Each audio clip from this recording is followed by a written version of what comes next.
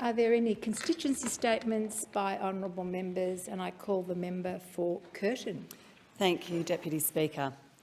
A few weeks ago, I met with Rod, a school teacher who lives in my electorate, and Rod told me about his son, Ollie. Ollie's 19 years old. His dad says he's a good kid and sports obsessed. He loves watching footy. He's at uni studying to be a PE teacher because he wants to share his love of sport with kids. Rod talked about how he and Ollie had always watched football on TV together. And Rod said he'd noticed the increased number of ads before, during and after the games. But the most pervasive and persuasive of these ads were about online sports betting. This year, Sportsbet is one of the AFL's major sponsors. Rod and Ollie always discussed how gambling was terrible, how gambling sucked you in and gave you nothing, and how gambling always made you lose. Rod told me I couldn't have done much more. Last month, Ollie came to Rod with tears in his eyes. He admitted that he had lost $25,000 in the last 6 months. $25,000. Well, that's a house deposit or a car, or that's Ollie's uni degree paid. One of the things that really bothered me about this story is that this monumental loss happened despite Ollie having support, stability and every opportunity to avoid getting sucked into gambling. What about the kids who don't have Rod sitting on the couch with them every Saturday? Ollie's embarrassed about what happened to him. He's not going to go and tell his friends about it. Rod pointed out that Ollie and his mates tell each other when they win, but not when they lose. This sense of shame adds to the problem. Young people are not getting complete information about the experience of gambling. They only hear the good stories, and it's everywhere they look. Nielsen data shows a gambling ad is shown every 2 minutes on free-to-air TV in Australia. The gambling industry spent $287 million on advertising in Australia last year, which is 3 times what it was a decade ago. 3/4 of Australian children aged 8 to 16 years who watch sport think betting on sport is normal and can also name 1 or more sports betting companies. In fact, 1/4 can name 4 or more. My kids aren't that into sport, but they tell me that frequently when playing online games, they get pop-up ads for slot machine-style games that require you to spin the wheel in order to close the ad, resulting in a message that you've won free coins and enticing you to keep playing. Almost 3/4 of Australian parents reported being bothered by their children being exposed to gambling ads, and 86% of Australians agree that gambling advertising should not be shown to children while online. Australians spend more on gambling than any other country in the world, and recent estimates suggest that 1.3 million people are at some risk of or are already experiencing gambling problems or harm. We are conditioning our kids to think that gambling is cool and fun from an early age through the advertising. Has expired. I thank the member for Curtin and I call the member for Gilmore. Thank you, Deputy Speaker. Well, in the lead-up to last week's Jobs and Skills Summit, I held the Gilmore Jobs and Skills Summit survey to canvass the views across our community, because I believe everyone deserves to have their say. I was impressed with the hundreds and hundreds of responses I received, and I thank everyone who participated. My electorate of Gilmore has a traditionally high unemployment rate and underemployment rate. We have a higher than average age demographic and lower than average wages. So we have a unique set of jobs and skills challenges that do not necessarily follow the national trends. While there are a significant number of local infrastructure projects that I believe could help to create jobs, without action to fix structural issues facing our health, housing, childcare and education sectors, I fear these projects will not do enough to support the well-being of our community. I am excited that many of the suggestions made in our Gilmore submission were considered and listed as priority outcomes from the summit. The 2 most common themes were about apprentices and training in skills shortage areas and support for older workers. That's why, as part of the outcomes of the summit, we will deliver an additional $1 billion in joint federal and state funding for fee-free TAFE for 180,000 people in skills shortage areas. That is just fantastic. On top of this, we have also provided a one-off income credit so that age pensioners who want to work can earn an additional $4,000 over the financial year without losing their pension. Many people who responded to my survey raised this concern, and this again is fantastic news. Local people raised concerns with the visa system and the need to support the agricultural sector. So we have committed this as well, with a historic agricultural workforce tripartite agreement to ensure farmers can get the workers they need and to make sure agricultural workers are protected and respected. Speeding up visas, increasing the migrant cap and supporting skills shortage industries, all things local people said they wanted and all things we will now deliver. Across all the themes raised, wages was raised as an issue that needs addressing in health, education, childcare, hospitality and more. We are taking this seriously, and the Jobs Summit outcomes show the government has listened to the voices of local people on the South Coast. We've also announced progress to address the housing crisis and improving jobs and training pathways for women and First Nations people, more themes raised by local people. I received many interesting comments and suggestions about how we can address the local jobs and skills crisis. Thank you so much for sharing them with me. I will continue working hard to deliver these commitments for our community. I thank the member for Gilmore and I call the member for Fairfax. Deputy Speaker, enough talk, time for action. I'm referring, of course, to the $3.2 billion new rail line that will run from Beerwah to Maroochydore. Now, this rail line has been well studied and long wanted. Indeed, we saw this year in the federal budget the single largest transport infrastructure project across the nation was for this Beerwah to Maroochydore rail line, with $1.6 billion committed by the federal government, fully costed and fully budgeted for. Now, this rail line, of course, is needed for several reasons. Firstly, we know that South East Queensland, in particular between Brisbane and the Sunshine Coast, is the highest growing region in the country. Population growth is going through the roof. Indeed, when the studies were done on this very project, it was before COVID. What we have seen post-COVID is again the movement of people to the southeast corner, in particular between Brisbane and the Sunshine Coast. Population growth alone justifies this infrastructure project. But what we also see is a much strained Bruce Highway, despite record funding from the former coalition government. We need to have less cars and more people in trains. Again, this is why we need this rail connection that will take, for the first time in history, a rail line off the existing track across the coastal strip from Caloundra through to Kawana up to the Maroochydore CBD. Vitally needed. We also recognise the environmental benefits of ensuring that we have more people on public transport such as rail rather than just in cars.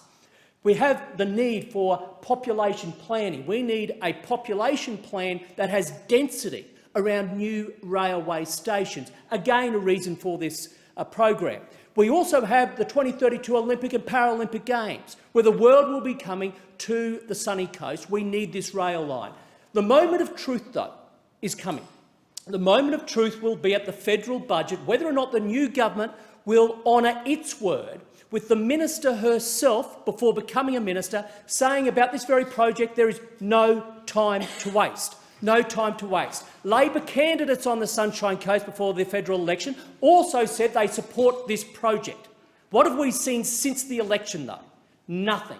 There has been no commitment made. All there is weaselly words about having to work with the state government. The state government, again Labor, that had previously said it was a fully viable project but has not committed the funding. The moment of truth will be on budget night, and I tell you what, the Sunshine Coast and Brisbane will be watching. We are demanding that $1.6 billion is in that budget. I thank the member for Fairfax and I call the member for Cooper. Thank you, Deputy Speaker. I rise to address the chamber about Women's Health Week, which is taking place this week. Like many girls, I learned at an early age that women and girls would face additional challenges in life. We were told to just put up with period pain. Sexual health wasn't talked about. Many women suffered miscarriage in virtual silence. My own mother had a stillbirth that was simply never discussed. My sisters, friends and classmates all knew our paths in life would be harder in many ways because of our gender. We knew we wouldn't get the same pay at work. We knew if we had families, we'd have to do the bulk of the child rearing. We'd have less choices about our own bodies and if and when and how we wanted to have children. As a woman, a mother, a nurse, a union leader, a member of parliament and now, luckily, an Assistant Minister for Health, I have fought my whole life to change this expectation. While many things have changed for the better, many may have not. Every woman has a story about how their chronic pain was ignored or played down by the GP only to receive a diagnosis of endometriosis a decade later. Or another woman who lives in a small town who had to pay $1,000 to access a termination when she was actually broke. Or another woman who'd experienced sexual abuse as a child who cried silently while she had a gynecological examination with a cold speculum. Women's health issues play out every single day, in all communities, all postcodes, all cultural backgrounds. On Tuesday, I attended the launch of Jean Hale's National Women's Health Survey, which showed almost half of all women are reporting their health has declined as a result of the pandemic. And it's even worse for women in the disability, CALD, First Nations and LGBTIQ+ communities. However, the picture is not just bleak. I want to give a huge shout out to some of the women who are working hard to be part of the solution or the enduring challenge, to this enduring challenge. In my electorate of Cooper, we have the wonderful Women's Health in the North, who have staff like Emily, who has dedicated her career to helping women and girls. She's motivated by the recognition that gender inequality drives bad outcomes for women, from health inequity to family violence. What I grew up with isn't what I want other young women to grow up with, she said. And that is the sentiment that I want to leave with you. We've all grown up steeped in some version of gender inequality, whether it's taking on the lion's share of housework and child rearing, to not being paid the same as males in your workplace. I call on all people of all genders to work to fashion a better world for our next generation so that everyone can get the care they deserve. Thank you. Thank the member for Cooper, and I call the member for New England. Well, thank you very much, Madam Deputy Speaker. And I rise today, the Federation Chamber, to talk about a road that I've been fighting for the time after arriving home at the seat of New England. Madam Speaker, back in 2016, we got $5.4 million from the Commonwealth as part of a $12 million package to do up the Merrywater Willow Tree Road. Now, Madam Deputy Speaker, why this road is important, it is an alternate route across the Liverpool range as opposed to the New England Highway. So if the New England Highway gets shut down, this is the road you go along. And we did it looked like a marvellous job. The road was sealed, beautiful road, up over the range. But then it rained, Madam Speaker, and the road fell into the creek. And since that time, we don't have a second range crossing. And the people who live either side of that range have to go about another further 60 kilometres to get round. Madam Speaker, I know the government at this stage is talking about their wage summit, and I appreciate the sentiment of what they're trying to do there. But it's really important if people actually want to get to work, and there's the massive feedlots on the other side and grain and cattle on one side, on the other side, that we allow people to actually get to work. And this is something that it's been forced on us, but we've got to fix. It's going to cost around about $40 million to fix. Now, I want to thank the Minister Catherine King for the meeting we had yesterday with both the Mayor, Murray Collison, and also the General Manager, Greg McDonald. Minister King gave us a fair hearing, and I want to thank her for that, because it's important that people understand that we've heard tonight about, this morning, about billions of dollars for a rail line. Well, we're talking about $40 million for people to get to work. And I think it's incredibly important in that being government for all, that vital infrastructure such as this is fixed, because it speaks to all the things we want to do.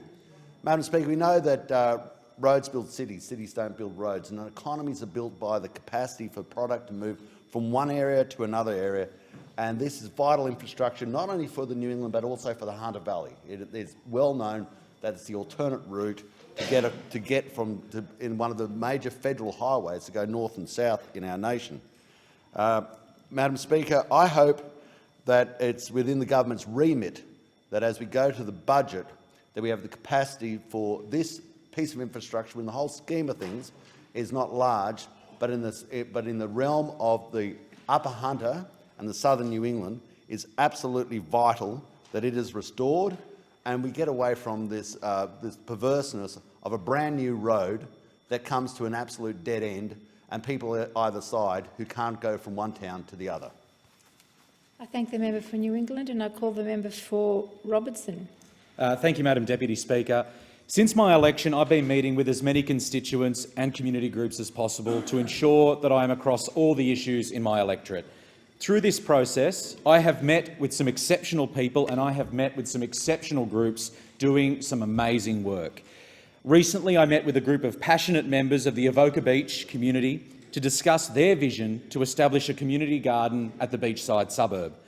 Representatives of this group, who speak on behalf of over 300 members, told me about all the amazing benefits that community gardens can provide, including for your physical and mental health, but also for your social well-being. We have seen through the COVID-19 pandemic how important community spaces like parklands and recreation areas are to maintaining residents' mental health and well-being. Community gardens can also make more coherent and cohesive communities by bringing together to work collectively and collaboratively on a shared objective like a garden. This vision is one that I certainly do encourage and will support to make it a reality. My thanks and appreciation go to Lisa, Beth, Bruce and Sandra for sharing this vision with me and for showing me the beautiful proposed site at Avoca Beach. I very much look forward to working closely with you over the coming weeks and months. Keep up the excellent work. Another story from my electorate which I wish to share is about the Wisebury Peninsula Winter Appeal for 2022. The Wisebury Peninsula Winter Appeal for 2022 has been a huge success. The Robertson community, especially the Peninsula, were very supportive of this year's campaign for winter donations. The Wisebury Winter Appeal each year collect much-needed winter essentials to donate to fellow Central Coast residents who might be experiencing homelessness or going through a difficult period. This year, they supported Coast Shelter, a homelessness and outreach organisation based in Gosford that do some amazing work for people who are vulnerable and for people who are homeless. I'm pleased to report that the Wisebury Peninsula collected a whopping 54 bags of donations full of winter items and full of essentials. This equated to a massive 264 kilograms of donations that went straight to Coast Shelter to distribute to people on the Central Coast doing it tough over winter. From the bottom of my heart, can I please thank the community-minded staff at Wisebury Peninsula, in particular Tammy Jackett, who contacted my office, Director Rod Dillon and Administrative Officer Kiara Kelly. You should all be extremely proud of the results that you've been able to achieve this year. To the exceptional Robertson community and all the small businesses that got behind the campaign and donated, thank you. And finally, to Coast Shelter, thank you for continuing to do what you do each day of the year, 24/7. We know how invaluable and appreciated your service is on the Central Coast. The member's time has expired. Thank you. I call the member for Barker. Thank you, Madam Speaker. Madam Speaker, Deputy Speaker, I rise to pay tribute to a true gentleman and pillar of the Limestone Coast community, Mr. Brian Page. Brian was Mount Gambier through and through, and his breadth of knowledge of all things southeast is probably unmatched. A forestry professional and founding member of the Mount Gambier Hoo-Hoo branch, the Fraternal Order of the Forest Products Industry, serving as president in 1978, a member of the Mount Gambier Club, a Limestone Coast Area Consultative Committee since its inception in 1995, a member of the Australian Institute of Wood Science, as well as someone who worked tirelessly for the local tourism industry, including serving on the Riddoch Art Gallery Foundation as one of the original trustees and chairman of the Limestone Coast Tourism Board, as well as the committee chairman of the Lady Nelson Establishment Body. Brian graduated with a Bachelor of Chemical Engineering from Adelaide University in 1987, won a National Award for Technical Literature. He also served as a councillor for the North East Ward of the City of Mount Gambier from 1983 through to 1989. But Brian was probably perhaps best known for his philanthropy. Brian was a member of the Stanlike Stone Foundation Board of Directors since its inception in 2004 and was the inaugural chair of the Interim Steering Committee for the Community Foundation project. Brian and his wife Sue were also founding donors and through Stanlike Stone established scholarships for students at Mount Gambier High School, Kingston Community School and Keith Area School. Brian's belief of community-based philanthropy has served our community in the Limestone Coast well. Brian joined myself and many others in pushing for federal government to reform tax-deductible gift recipient rules, as Brian, as I do, believes strongly in the community foundation model and the premise that locally collected charitable donations were best spent in local communities and that a long-term sustainable approach to giving was the only way to combat long-term and entrenched community problems. Brian worked tirelessly for a more generous and inclusive community. He did it quietly without seeking personal accolade. Brian's generosity, his kindness, his knowledge and love for the South East are what he will be fondly remembered for by many. Mount Gambier and indeed the wider South East have lost a great man but have benefited immensely from his lifelong commitment and dedication to the community throughout his life. As we reflect on Brian's life, let us be inspired to be more like him, if only in part, and give back to the community that supports so many. My sincerest condolences to Brian's wife Sue, his extended family and his many friends. Vale, Brian Page. Thank the member for Barker. Member for McEwen has the call. Thank you very much, Deputy Speaker. I've risen in this chamber many times to speak on the issues of healthcare access in our electorate of McEwen. Under the previous government, access to healthcare service, and particularly GPs, was abysmal. Families across our electorate struggled to access even the most basic medical care. Now, every Australian deserves to be able to access healthcare. The simple act of taking a child to a GP when they're sick is not something that we can do without. Under the previous government, much of my time as a local member was spent with the many people in our community who were scared and frustrated by the lack of access to healthcare services that they were experiencing. With not enough doctors in our towns to look after the needs of our communities, people have been desperate. Our GPs were doing the best they could. They have been overworked, tired and struggling to keep up. My constituents wanted to know what the Coalition was doing to address healthcare service and the immense shortage of GPs which regional Australia is facing. It's not a level of medical care that we should accept in this country. I wrote time and time again to the former Liberal Minister for Health asking for urgent assistance for our region, but got crickets in response. Meanwhile, every day people were being turned away from GP clinics simply because there's not enough doctors to care for them. So I'm proud to be part of a government that has finally taken action on the issue of healthcare access in regional areas. It's not simple and it's not something that will be fixed overnight, but we finally have a government that's actually caring and committed to doing something. Prior to the election, I made a promise to our community, and Labor made a promise to the country, that if elected, the government would increase the support for communities across the country where there is a GP shortfall. This initiative, coupled with Labor's plan to increase the number of urgent care clinics across our country, intends to support those, particularly those in rural and regional areas, in their access to much-needed healthcare services. Local practices, including those in our electorate, like in Wallan and Whittlesea, will now be able to recruit from a much bigger pool of doctors, because updating the distribution priority access areas will see more than 700 areas with either full or partial DPA classification across Australia. Because international medical graduates and overseas trained doctors are only able to access Medicare if they work in a DPA area, a DPA classification means practices in DPA areas have access to more doctors who can work for our local communities. I was also pleased to learn that the Minister is looking at the way the Monash model is working and how things might be improved. I'm proud to be standing in this chamber today as part of an Albanese Labor government that is delivering on its promises to our community seriously and delivering on them now. This is so important for our rural and regional areas to have access to doctors, to have better health care, because it means we have better outcomes in the regions. Thank you, Member for McEwen. I call the member for Braddon. Thanks, Deputy Speaker. New data for the Australian Bureau of Agricultural and Resource Economics and Sciences shows that Australia is on its track to hit a new record for agricultural exports. The value of our exports is forecast to hit a record $70.3 billion in 22-23, driven by a favourable growing condition year and international demand. Unlike the remainder of the nation, our agricultural sector in the northwest coast of Tasmania has also had a good year. It's been a good growing season. We've had good rain, temperatures are starting to rise.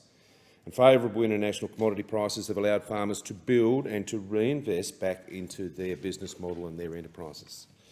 Our farmers are at the cutting edge when it comes to the application of science and technology and the application of world's best agricultural practice.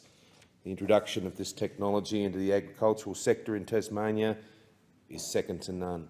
And with the current challenges around the dramatic rise in particularly diesel fuel, in labour, in fertiliser and in agricultural chemicals, our farmers need to be smarter more than ever before if they're to grow their business to a viable future.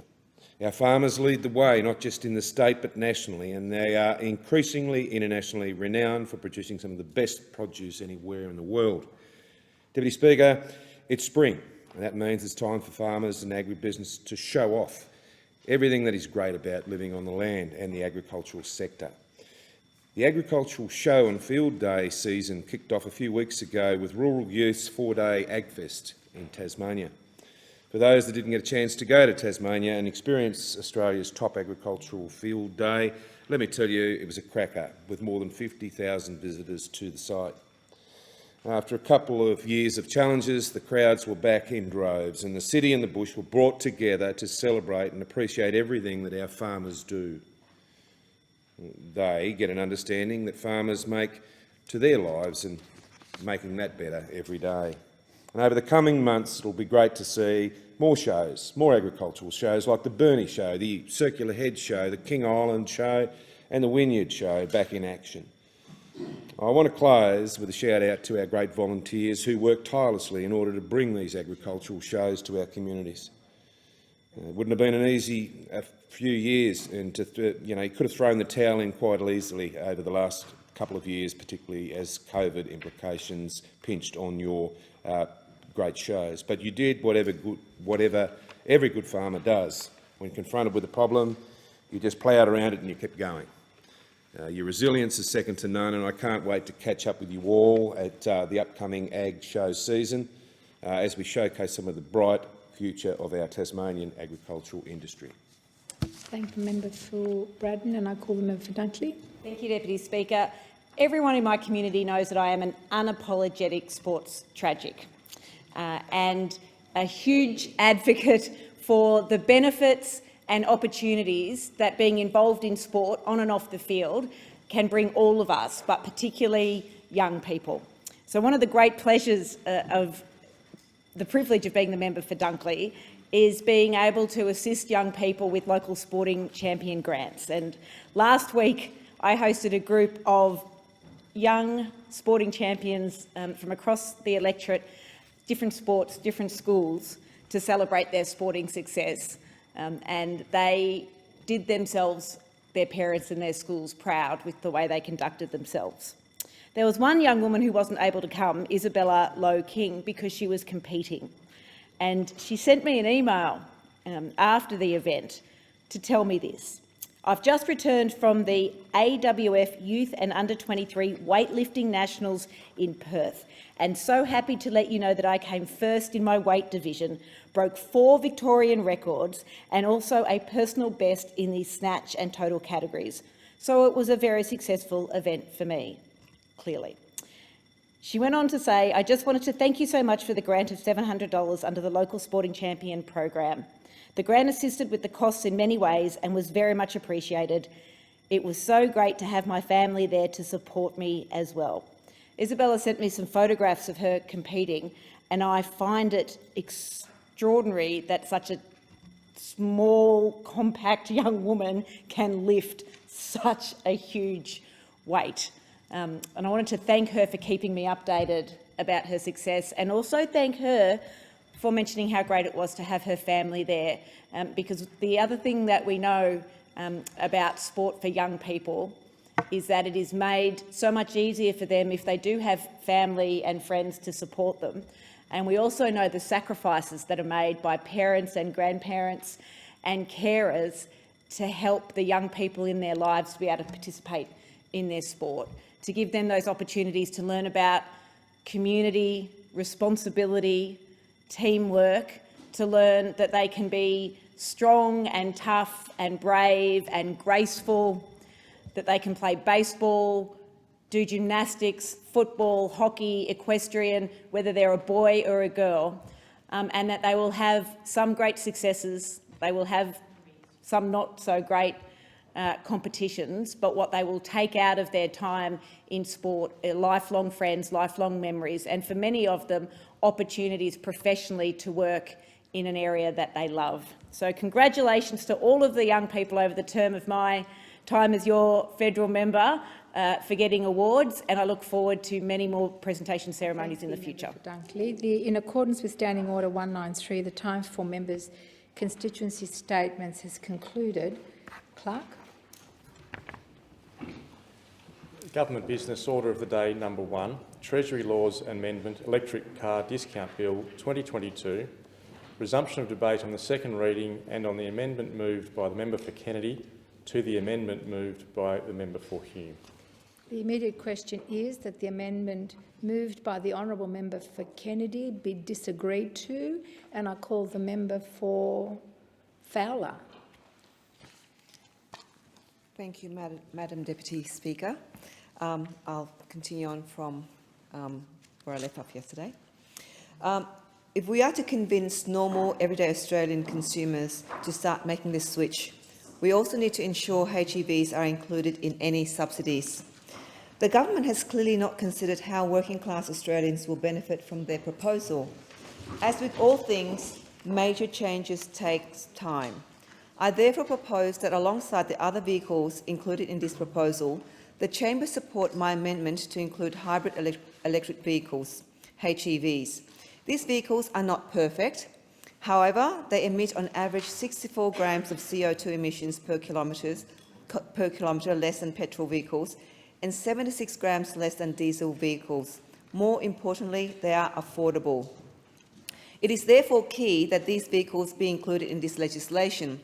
As it currently stands, vehicles expected to be exempted this year will equate to between 0.16% and 0.4% of new vehicle sales in the next 12 months. By 2024 to 2025, this percentage of new sales is anticipated to rise to the range of 0.71% to 1.8%. This low level of sales demonstrates how small the impact of this bill will be in its current form. It is certainly not in line with the government's Driving the Nation program. Consequently, it is indefensible to not include HEVs on the basis that they will emit carbon.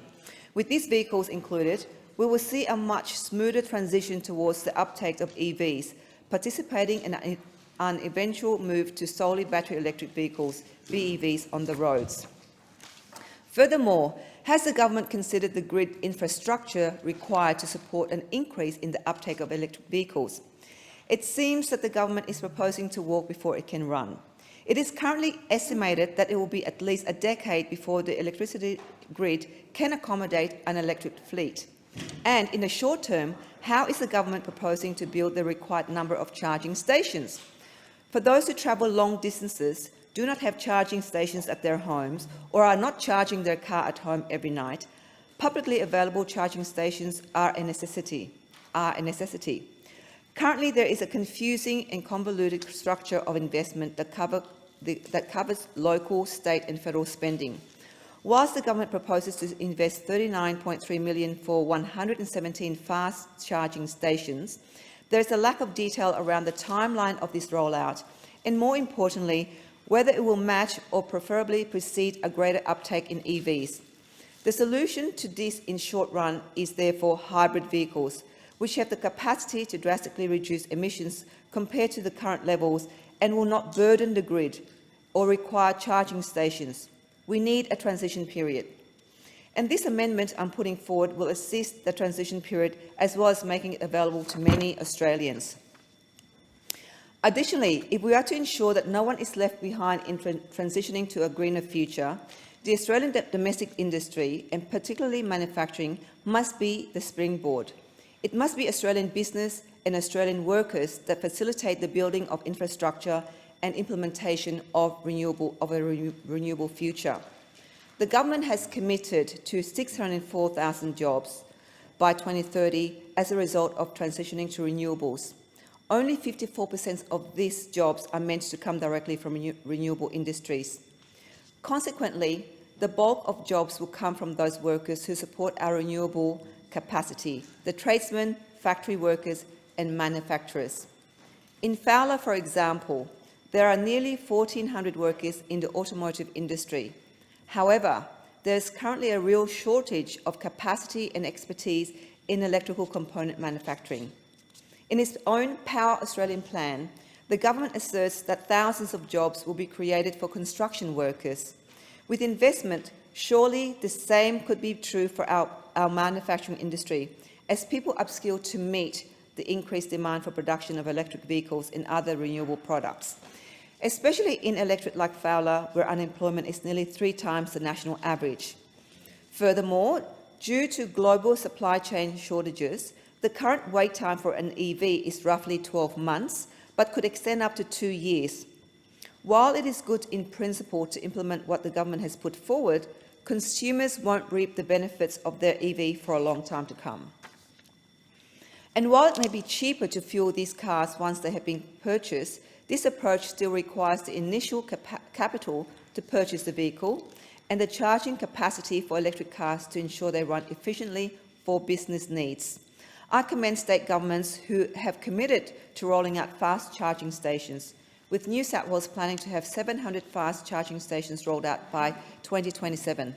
However, this does not help small businesses now, particularly those from low socioeconomic communities. Australia exports about 60% of the world's lithium. Surely there is capacity to reboot our local manufacturing industry to build EV batteries. With the local manufacturing sector, in particular in southwest Sydney, in my electorate of Fowler, we will no longer have to rely on a global car market that's already struggling to keep up with demands and could see wait times dramatically reduce. Additionally, we are presented with a unique opportunity to invest in our renewable manufacturing industry.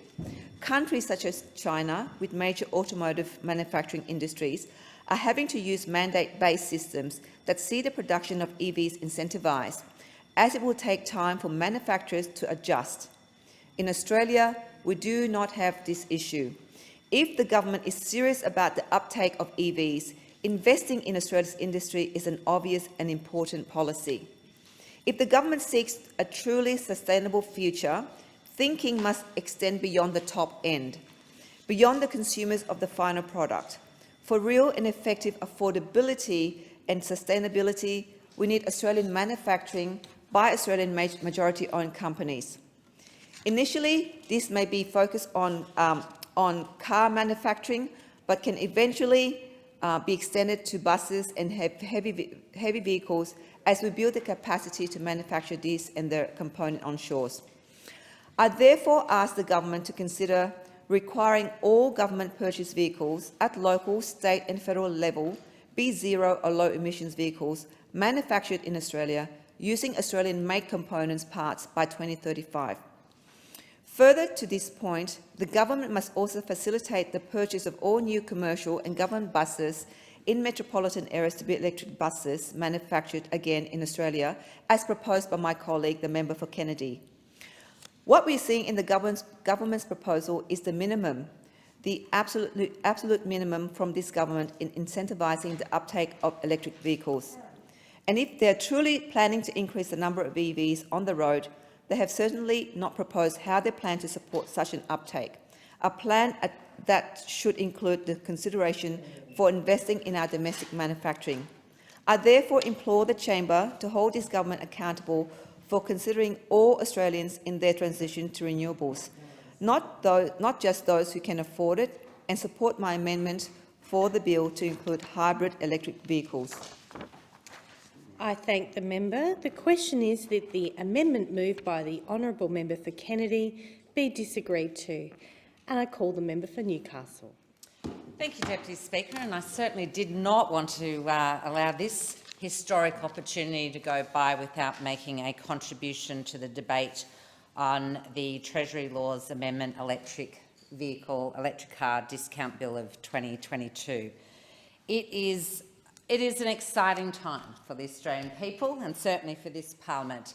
As somebody who was here in the 46th parliament, you could barely utter the words electric vehicle, and I am overjoyed that we now have a government in place that is A, taking new technology seriously, B, is vowed to act on climate change, for which we have a very clear mandate from the Australian people.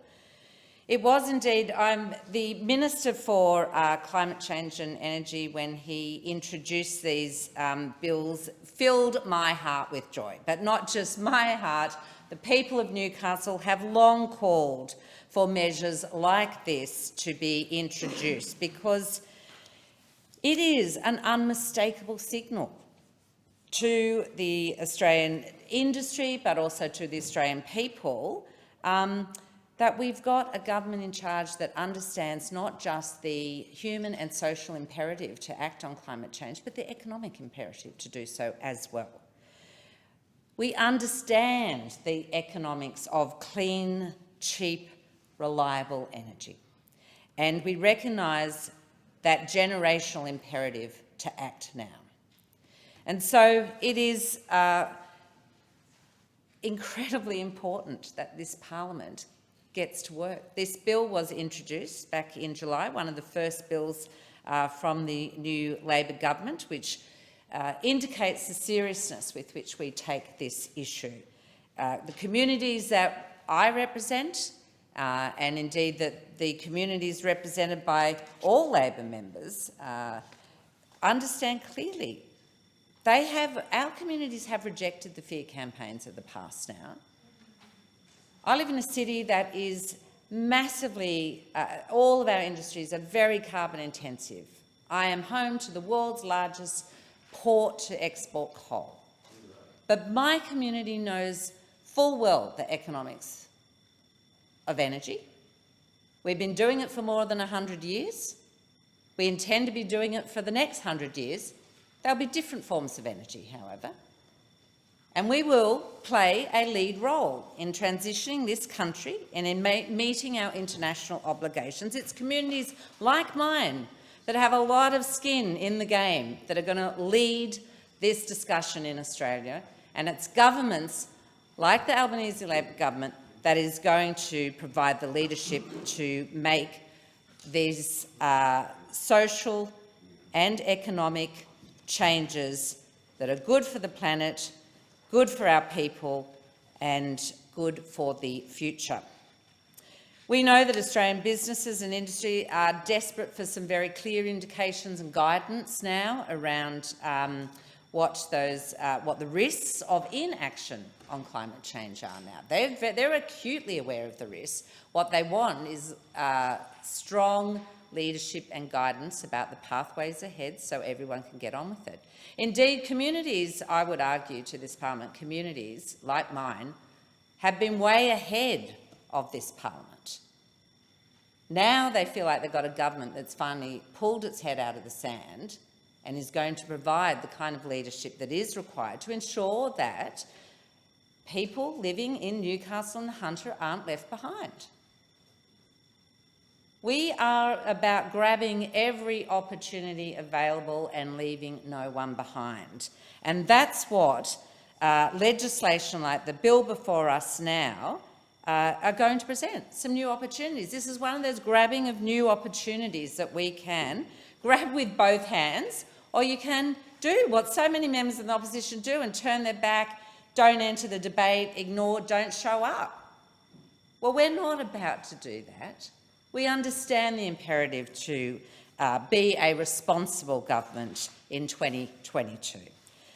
So this bill is implementing an Albanese government election commitment, and that was to provide a fringe benefit tax exemption to an electric vehicle discount to employer-provided eligible electric cars. So that, in a nutshell, is what this bill seeks to do.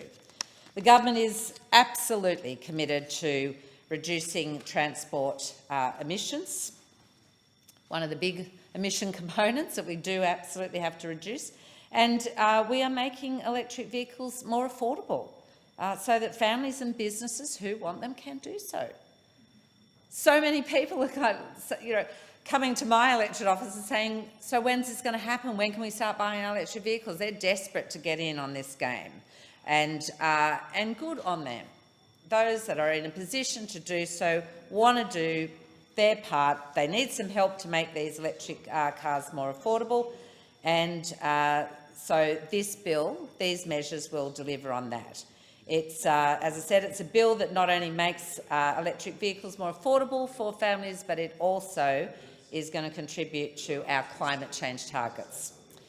So the bill will amend the Fringe Benefits Tax Assessment Act of 1986 and to exempt from the fringe benefit tax the use of eligible electric cars made available by employers to employees.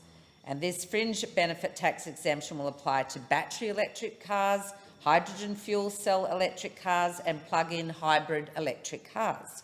Eligible electric cars will be limited to those first made available for use on or after the 1st of July 2022, and with a first retail price that is below the luxury car tax threshold for fuel-efficient cars, and that is $84,916 for the 2022-23 component. I expect there to be a big uptake on this. My community is absolutely ready. We are home to an electric vehicle festival. We have been doing this festival for more than a decade now. Just last week, I was at the University of Newcastle farewelling a Tesla electric vehicle that is starting its journey in Newcastle. It will circumnavigate Australia in a project called Charge Around Australia. And I was there to farewell and wish good wishes, send my good wishes to Stuart McBain, who was the project director and driving project lead. He will be the person behind the wheel. It is an amazing opportunity for the university to incorporate all the smarts that it is doing in this area. We have a professor and take that out to kids in remote and rural regions who probably don't get to sort of have a very close-up experience of electric vehicles, to have access to the people who are building those technologies, to talk to them about the very science that is, we know that children in Australia are anxious about their futures and what climate change means. One way of dealing with that anxiety, and I know members opposite have concerns about the anxiety of children about their futures too. One way of dealing with that is making sure that we provide great educational opportunities for those kids. I want to make sure that a kid at Yuendamu has got just as much chance as a kid sitting in Newcastle City of understanding this technology, of aspiring to be a scientist, contributing to the technological solutions, to thinking about those problems that are ahead and being part of those solutions. The University of Newcastle is very fortunate to have Professor Paul Dastor, who has led the globe in producing incredibly cheap solar energy, where you no longer need sophisticated cells popped onto your roof or cars, but he can literally paint the solar panel onto a plastic film, which is lightweight, incredibly cheap to produce, is printed on a 2D printer, and that is what is going to help charge this electric vehicle as it travels around Australia. We know there is range anxiety out there, and I heard the member before me speak to that issue, and that is absolutely why Labor is committed to rolling out the 117 fast charging stations that we're investing in highways across Australia. But we don't say, there are other people that are playing a role in this as well. Again, I congratulate the City of Newcastle Council, they are already rolling out charge stations in our city and region. I have community groups doing it. I have, NRMA. There are a whole bunch of people who are, as I said, way ahead of where the former government was at. They were already making efforts to get down this road and to take opportunities with both hands, willingly, happily. So the work that we will do in partnership with NRMA to invest in those fast charging stations, that will go in partnership with councils and private sector and community groups who are also acting in this regard, will go a long way to addressing those issues around range anxiety that people have, and I do acknowledge that that's real. Again, the project Charge Around Australia, that's going to educate and inspire some 70 schools along the way. And I just think, how fantastic. They will get insights into the technologies, cutting-edge global technologies that are being produced here in Australia. They're being developed right in my city of Newcastle, and they are the sorts of technologies that will be addressing the climate crisis in Australia. We are doing the heavy lifting because we know there's a lot at stake for communities like mine. And I hope that events like Charge Around Australia, the work of Professor Paul Dastor and the University of Newcastle, I hope that inspires young minds everywhere to enter STEM. I want young girls from across Australia to be totally inspired about taking up those STEM subjects, going to doing those in schools, talking to industries about future career pathways they can have, and they're going to be part of developing those technologies in the future as well. I know that. And that's why, we are deeply committed as a government to be providing new energy apprentices and new energy skills programs. So those kids have got a bright future. That's what we want here. And this electric vehicle discount is just one of many measures now that the Albanese Labor government is putting forward in this parliament to make sure that we can honour our international obligations, that we will honour that commitment that we've made both to the Australian people and to the world.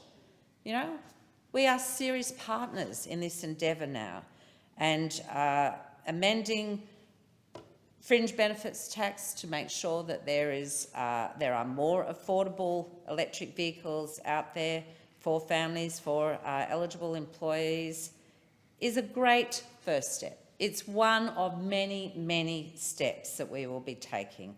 And I really urge members opposite who have just dealt themselves out of so many conversations now, so many important opportunities to be a partner in forging a better future.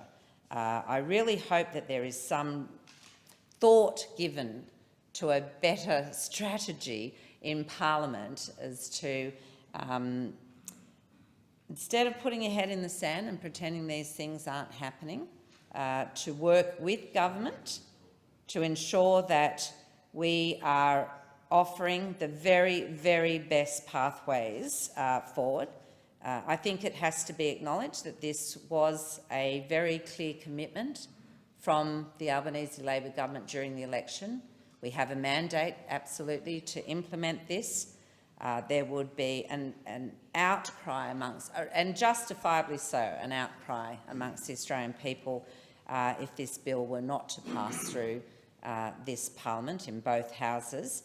It is certainly the way that the rest of the comparable democracies are travelling, and it would be a crying shame for Australia not to be taking part in ensuring that we make electric vehicles a more affordable option for the Australian people.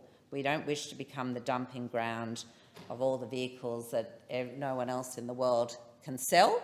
That's not the kind of future I want for my city of Newcastle. I'm pretty sure it's not the future we want to see for anyone in Australia. So I encourage all members of this parliament to get behind this bill and give it your support. I thank the member for Newcastle.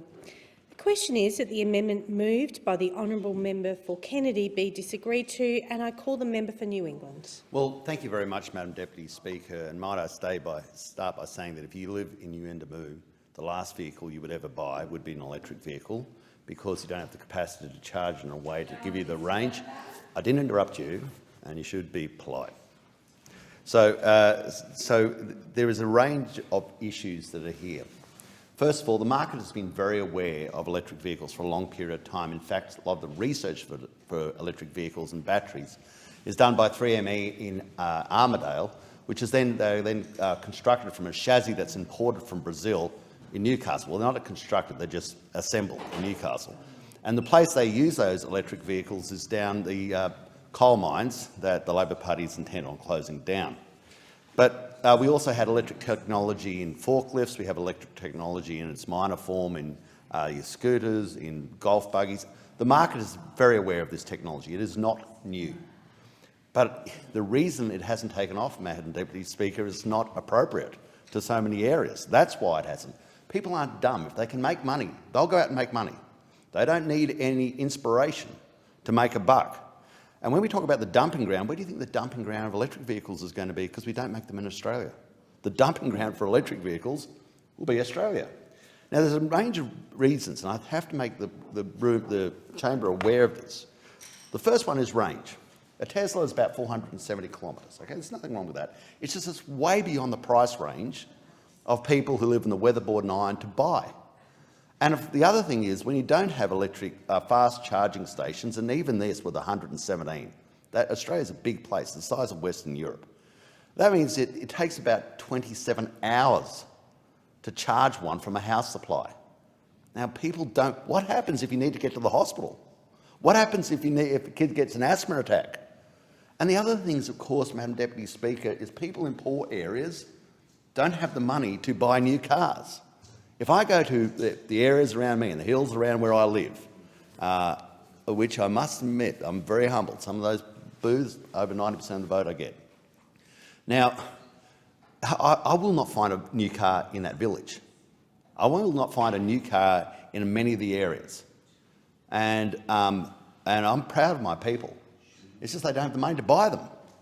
They don't have $60,000 to buy an electric vehicle. They work in the budget of around about $10,000 to $20,000. And if you want to test that, go see the second-hand car lot and see what's moving, see what's buying. The other thing is they're just unsuitable. In the last 2 months of the wet weather, I've had to use the winch on my Toyota 3 times. Once for a funeral director who got bogged on the roads, once for a tray back that slipped off the road and it was the only way we could get in, once actually for a small truck. Now people say, oh, that's, out of scope. Well, it's not. That's the life we live. That's what we do. And that sort of technology is not available in electric cars. In many areas, it just would not be accessible, would not be appropriate, it'd get knocked to pieces. The other thing about electric vehicles is when they're turned over, just like your forklifts, they're basically worthless. That's the end. You can't get, it's not like a HQ or a WB or a HJ, which even decades later people are still using because they can fix them up. And the idea and the technology and the nous to fix them up is seen through the local people. A lot of them who've taught themselves. But the capacity to do that for electric vehicles is not there.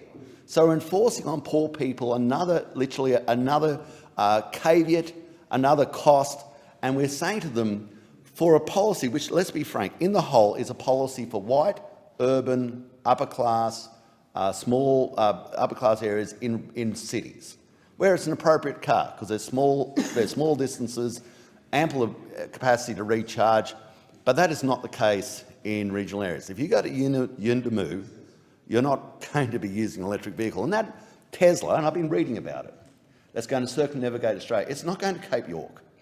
It's going to areas where it can recharge. And so what you're saying by even that statement, there are certain people you're going to isolate. Now, the next thing about this is we believe on this side in choice.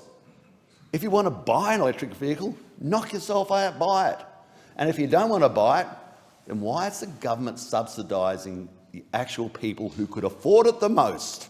Who could afford it the most? If you want to subsidise something, subsidise poor people into a vehicle full stop. That's what you should be subsidising people into. Now, Madam Deputy Speaker, what we'll also see with this is they talk about technology. You have to completely rejig the whole power grid to get the capacity for people in their homes to recharge the cars. You're going to need about 6 kVA per house, and they just don't have that. This is a massive cost to try and bring this into our nation. And even then, you're going to have periods of massive peak power at night where there's no solar and less wind. And you're going to have a massive peak in power and the inability for it actually to work. See, they don't actually sit down and go through the nuts and bolts of this. So when we come up with ideas to say, OK, if you want to go to zero emissions and you need baseload power, then you have to be, rather than talking about how smart you are in the manufacturing and industry, which I hope you are, then why do you completely ignore nuclear? Why do you parody it? Why do you run it down? They say that, oh, well, it's a stupid idea. So let's go through all the stupid countries that are currently developing or are part of the small modular reactor industry and are going to get there before us. So Czechoslovakia, Romania, Argentina, Canada, the United States, United Kingdom, France, China, Russia, Finland, South Africa, Egypt, the United Arab Emirates, Germany, South Korea, Qatar. All these dopey people, all these incredibly dopey countries who once more, and a new piece of technology like your mobile phone, like motor vehicles, like everything else, are just going to leave Australia behind. And ultimately, we'll end up with small modular reactors. It's just inevitable. It's like saying I'm going to ban iPhones, or I'm going to ban fridges, or I've got a better, we're going to continue walking rather than using a motor vehicle at all. It's going to come in. Right now, Rolls-Royce, let's look at the dumb companies. There are dumb companies that are developing it. Hyundai, Hitachi, Westinghouse, General Electric, NewScale, AMEC, Rolls-Royce, Skoda, Nuclearelectrica, KCHM. Do you think Rolls-Royce is stupid? Do you think Westinghouse is stupid? Do you think General Electric is a dumb company? Do you think they're doing this because they think it's a dumb idea? No, they're once more just leaving us behind. Now, the Rolls-Royce is developing a 470 megawatt small modular reactor. It will power Leeds, a city of over 500,000 people, one reactor. So they're looking at it, and the size of it is 16 metres by 4 metres. Obviously, the cooling capacity is low. Just think of that. 16 metres by 4 metres, powering something the size of Leeds, and they believe they'll have it on the market by 2029, and Australia's saying, and the government is saying, the Labor government, oh no, we're not going to do that. And they giggle and make these foolish statements in the parliament because they just haven't done their homework. They haven't done their homework. These are going to be factory, modular. And with anything made out of modular parts in the factory, of course, over time, they're going to get safer, cheaper, smaller. But our nation, when it talks about, with the Labor government talking about industry and innovation and being smart, well, they're not smart enough, nor are they courageous enough to see the bleeding obvious right in front of their face and be part of it. No, we'll get left behind. It'll be yet another product we import.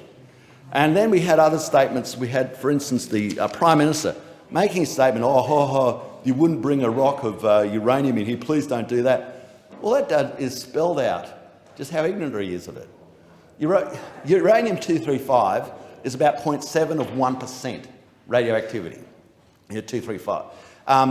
To make it work, you have to upscale it. It goes to about 4 or 5% to use in a small modular reactor. And if you want it in a nuclear weapon, you have to take it to 90%, which is incredibly difficult. So unless you intend to eat it or break it down with nitric acid and inject it, then you've got no problems with it. The problems with it. You should do a little bit more homework rather than try to look like the most beautiful thing in the parliament. So what we are seeing here is the Labor Party once more, without the courage to lead, to make us the dumb country. Once more, dumb country left behind. The dumb country left behind. Where even the AWU from the right wing of the Labor Party is in favour of nuclear energy. The CFMEU is in favour of it, but not the Labor Party in Canberra. They're not in favour of it. They're left behind. They're left behind. They're left behind. But here's Zoolander making his statement. Such a beautiful man. He should, he should get a bigger repertoire and a bigger suit because he's almost busting out of the one he's got. So what we are seeing is this unfortunate capacity for us to be the sillier country as we see the rest of the world racing ahead. The most recent application approved by the United States, Newcastle, 77 megawatt small modular reactor built in the factory. One of them would power Tamworth. One would do Tamworth. And of course, people say, well, where will you have them? Where you currently have power stations would be the most logical position. So you don't have to build this myriad of transmission lines across the area. Madam Speaker, the nuclear issue, believe you me, is vastly more palatable to regional areas than what we are having now. In the town of Walker, 550 wind towers going up around the town, turning it into an industrial park. It is the only thing you can find that will bring the Greens, the Nationals, Labor supporters and independents all into the same room. Basically saying, well, what is the inspiration that you turn our area into an industrial park? It's not what we had in mind. And, Madam Deputy Speaker, it would literally take about 50 acres you need for one wind tower. And one wind tower, because the intermittent sources are about 33% effective and they commercialise out at around about 2%. So you're going to need around about 20 wind towers, even if they were 100% reliable, because they're not, you're going to need in the vicinity of 60 wind towers and more.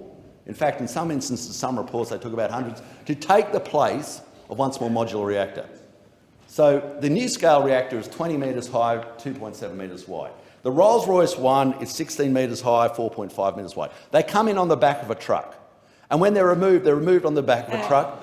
I asked the member to the member for Bruce. Just a half of a point of order on relevance, because I think kind of in the advocacy for nuclear power we've gone way beyond the bill, but equally it's only a half a point of order because it's actually quite helpful to us the more you want to talk up nuclear power and the idea of bringing uranium into the chamber. So, I asked the member for Bruce to take his seat. I call the member for New England. Well, I take the interjection, and the point of government is to lead, is to find things and drive agendas. If all you want to do is be the caravan of polling, then we don't need a government. We could just do it online. And so what we in the area that this is pertinent is because if you are going to go to a zero emission process, and if you have this huge requirement that is going to come on the grid by reason, look at peak hour traffic and ask yourself the question: when all these vehicles, if apparently what you want, become electric, how on earth are we going to charge them? Because they all go to work during the day, and maybe they'll have charging facilities, maybe not, and they go home at night. They're going to charge them up. And how's that going to work? You don't have the capacity in the grid to do it. And if you keep going down this charge, as even EMO is saying, we're on the edge of a collapse of the grid. We're on the edge of it not being able to deal with the issues because our base load is going off. You have to keep a grid at about 49 hertz to make the capacity of it to stay up. And if it goes down, it doesn't go down for an hour. It can go down for days. And if that happens, obviously that's something I think we both agree, politically that would be a disaster. So we have to make sure that we have the capacity to keep the grid alive. And if you want zero technology, the obvious baseload zero technology is nuclear. And all these countries are not stupid. They're not stupid. We're the stupid ones because they're developing the technology and they will be the beneficiaries. In the United Kingdom, I think they believe they're looking at about $250 billion a year that this is going to be able to bring into the marketplace. And they want to bite of that cherry. But we're not. We don't make electric cars. We don't make motor vehicles anymore. We don't make many manufacturing things. And here's the capacity to go into an area where you have high-paying technical jobs. But we don't want to be part of high-paying technical jobs. We're going to import the electric cars, and in due course, we'll import the small modular reactors. It'll be an absurdity if you go to Fiji and see them, if you go to Papua New Guinea and see them, if you go all around the world, because they'll be made in factories from South Korea to China to the United Kingdom to Finland to the United States to Argentina. Argentina's going around us, to Romania, to France, obviously, and we're just going to be left behind. We're just going to be left behind. And we're going to be sitting in the chamber saying how stupid Skoda is, Rolls-Royce is, Hyundai, Hitachi, Westinghouse, General Electric, NewScale, Atkins, AMEC, Manchester University, all these other people who are apparently so stupid, and we're here saying, oh no, we're so smart. I thank the member for New England. The question is that the amendment moved by the honourable member for Kennedy be disagreed to, and I call the member for Bruce. Thanks, Deputy Speaker. That was a treat. I'm glad I arrived early. It's an interesting mix of facts and fiction. It's kind of peak irony, isn't it, having the member for New England here talking about making foolish statements in the parliament. That's a direct quote. I was listening carefully. The electricity grid is close to collapse, I think you said. We're a dumb country because we don't make cars here anymore. I mean, if only you'd been in government for the last 10 years, you might have been able to do something about this. But what happened to the car industry? Chase them out of Australia? Bye-bye, car industry. I think that was your government, member for New England. And the point of a government is to lead, apparently. This is what he told the chamber just there. The point of a government is to lead. If only you'd been in the government for the last 10 years and could have done anything about all of these problems. But I think the favourite bit, I think you walked in, Minister, just as he was explaining to the parliament that it's really not such a dumb idea to bring uranium into the chamber. It's just like a lump of coal and the two are the same and that would be fine. But just when you thought the Libs couldn't get any weirder, even putting aside that contribution from the National Party, they do this. The party of tax cuts is here to oppose a tax cut on electric vehicles. It proves, I think, the point we heard yesterday in question time. A few good points made yesterday in question time. They are really the party of dregs and leftovers from the previous government. And there's a pattern, isn't it, just in the first few months since the election. They refuse to turn up to the Jobs and Skills Summit. They oppose at every turn clean, green, renewable energy to put downwards pressure on power prices. They pretend that secret ministries don't really matter. I mean, if you thought that they were weird, there are the secret ministries, the strangest thing since Sir Prince Philip. But this bill to cut tax on electric vehicles is good for motorists, it's good for employers and it's good for climate action.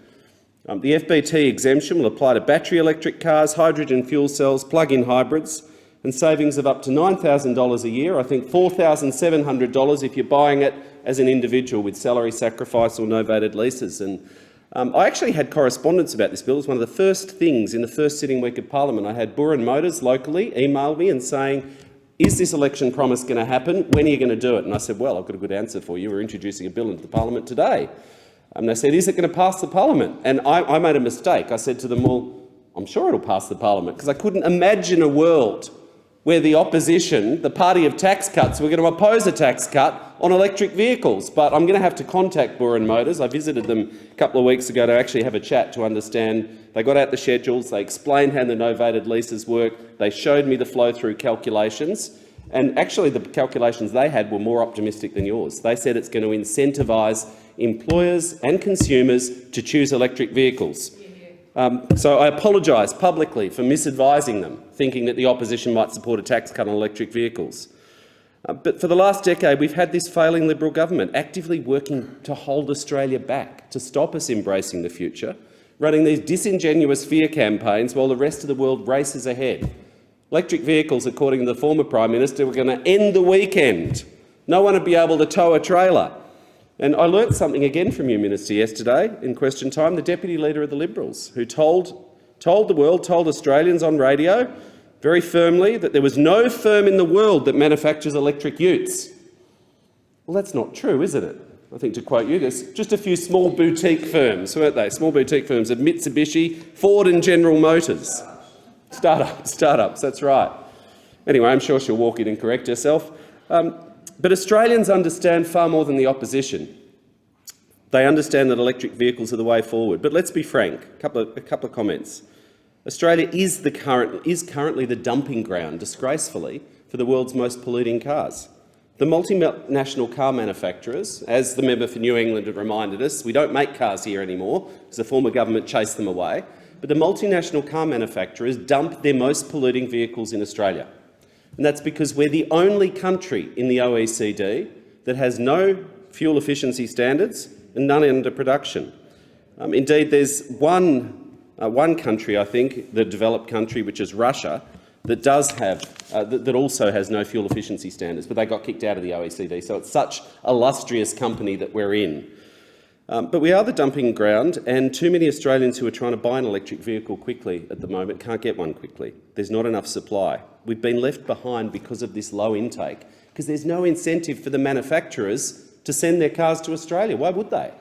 They can keep selling polluting vehicles that no one else will buy now in the developed world. So that's the reason that Australians can't get the supply of electric vehicles.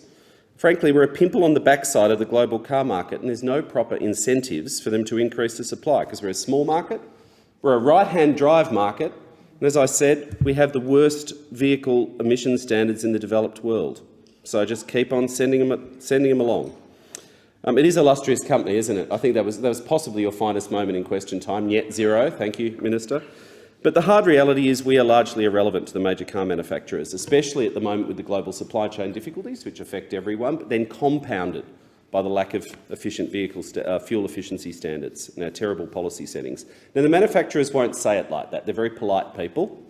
They'll nod and they'll talk about delays in chips, and it's a very tough world out there and we're doing our best, but that is actually the fact. That's what the industry bodies will tell you, that's what the industry analysts will tell you. Doesn't matter how polite they are, until we fix our policy settings and provide some proper incentives for them to change their behaviour and send more electric cars our way, we're not going to get them. Australians are not going to be able to get the clean technology that will cut their fuel bills or remove their fuel bills, depending on the technology they choose. That's the cold, hard truth. So we're going to need a range of policy changes to embrace the future and make sure that Australians can access clean technology and electric cars more rapidly. And this bill is therefore one contribution. It's not the whole answer. You know, we had a whole list of problems from the member for New England and opposition speakers, as if they weren't the government for the last 10 years. Well, they weren't the government for the last 10 years. They were just kind of parading around in the white cars and occupying the offices. They didn't really do much governing. But more work is needed. And so the electric vehicle discount contained in this bill is just one key part of the government's Powering Australia plan, which will help to reduce emissions targets by 43% by 2030 and net zero by 2050. In addition, this government will continue to provide the infrastructure for electric vehicles in answer to some of the legitimate queries that were raised. The problem is it's all problems, no solutions. They spent 10 years talking down the future, avoiding the future, trying to pretend that's not where the world was going, instead of preparing Australia for the future and bringing us there. So $500 million to the Driving the Nation Fund to establish 117 fast charging stations on highways, an average interval of every 150 kilometres. That should deal with range anxiety, well within the range of all electric vehicles, and creating a national hydrogen highways refuelling network, and also the vehicle emission standards. So in closing, on the vehicle emission standards, they will play an essential role in transforming Australia into a globally competitive market for electric vehicle intake. And Australians are currently paying more for petrol and getting less value for the petrol that they're buying than drivers overseas, because we don't have those fuel efficiency standards. Now, we do need to be careful and sensible about how this is done. We've got no choice but to take account of those supply constraints globally, and make sure that as we bring in fuel efficiency standards, that the supply of electric vehicles will be available to avoid price shocks. And that's something that the industry bodies are talking to those who are interested in these things about. This can be done, though, and it can be done sensibly, and we don't need to succumb to idiotic scare campaigns like those run by the previous Prime Minister and indeed the now opposition, the dregs of the previous government. Overseas, there's a range of different incentives for manufacturers, and I suppose the only good thing I could say, Deputy Speaker, about the fact that we're last in the developed world, the fact that we're the only country in the OECD not to have fuel efficiency standards, the only positive, if we want to put a positive spin on that, it's that we've got the opportunity to look at what other countries have done to get there in the most efficient way and make our policy settings the best in the world, informed by everyone else's experience, who's got it right and who's got it wrong. So I'm glad that the government is undertaking a proper considered policy process, something alien to the former government. We just stand up and announce stuff because it sort of feels good and it seemed like a good idea, and you need to have something to fill the daily media cycle. You announce stuff. Doesn't matter whether it makes sense, doesn't matter whether you deliver it, you just announce more stuff. You certainly don't consult on it or write a discussion paper, put it out in public, have a proper process, talk to industry, talk to government departments. You don't do that. Well, that's what we're doing. So I'm delighted that the Minister is running a proper policy process. Adult government is back in the style of Hawke and Keating, governments that ran proper policy processes, expose themselves to criticism. There will be a discussion paper out within the next month or so, I think, and the policy process will continue. Finally, I just want to acknowledge there is strong community support in my area and acknowledge the work of the South East Climate Change Alliance, South East councils right across South East Melbourne who've been advocating for exactly these things that government speakers have been talking about. This bill is good for motorists, good for employers, good for climate action, and I encourage the opposition to get on board. I thank the member for Bruce. The question is that the amendment moved by the...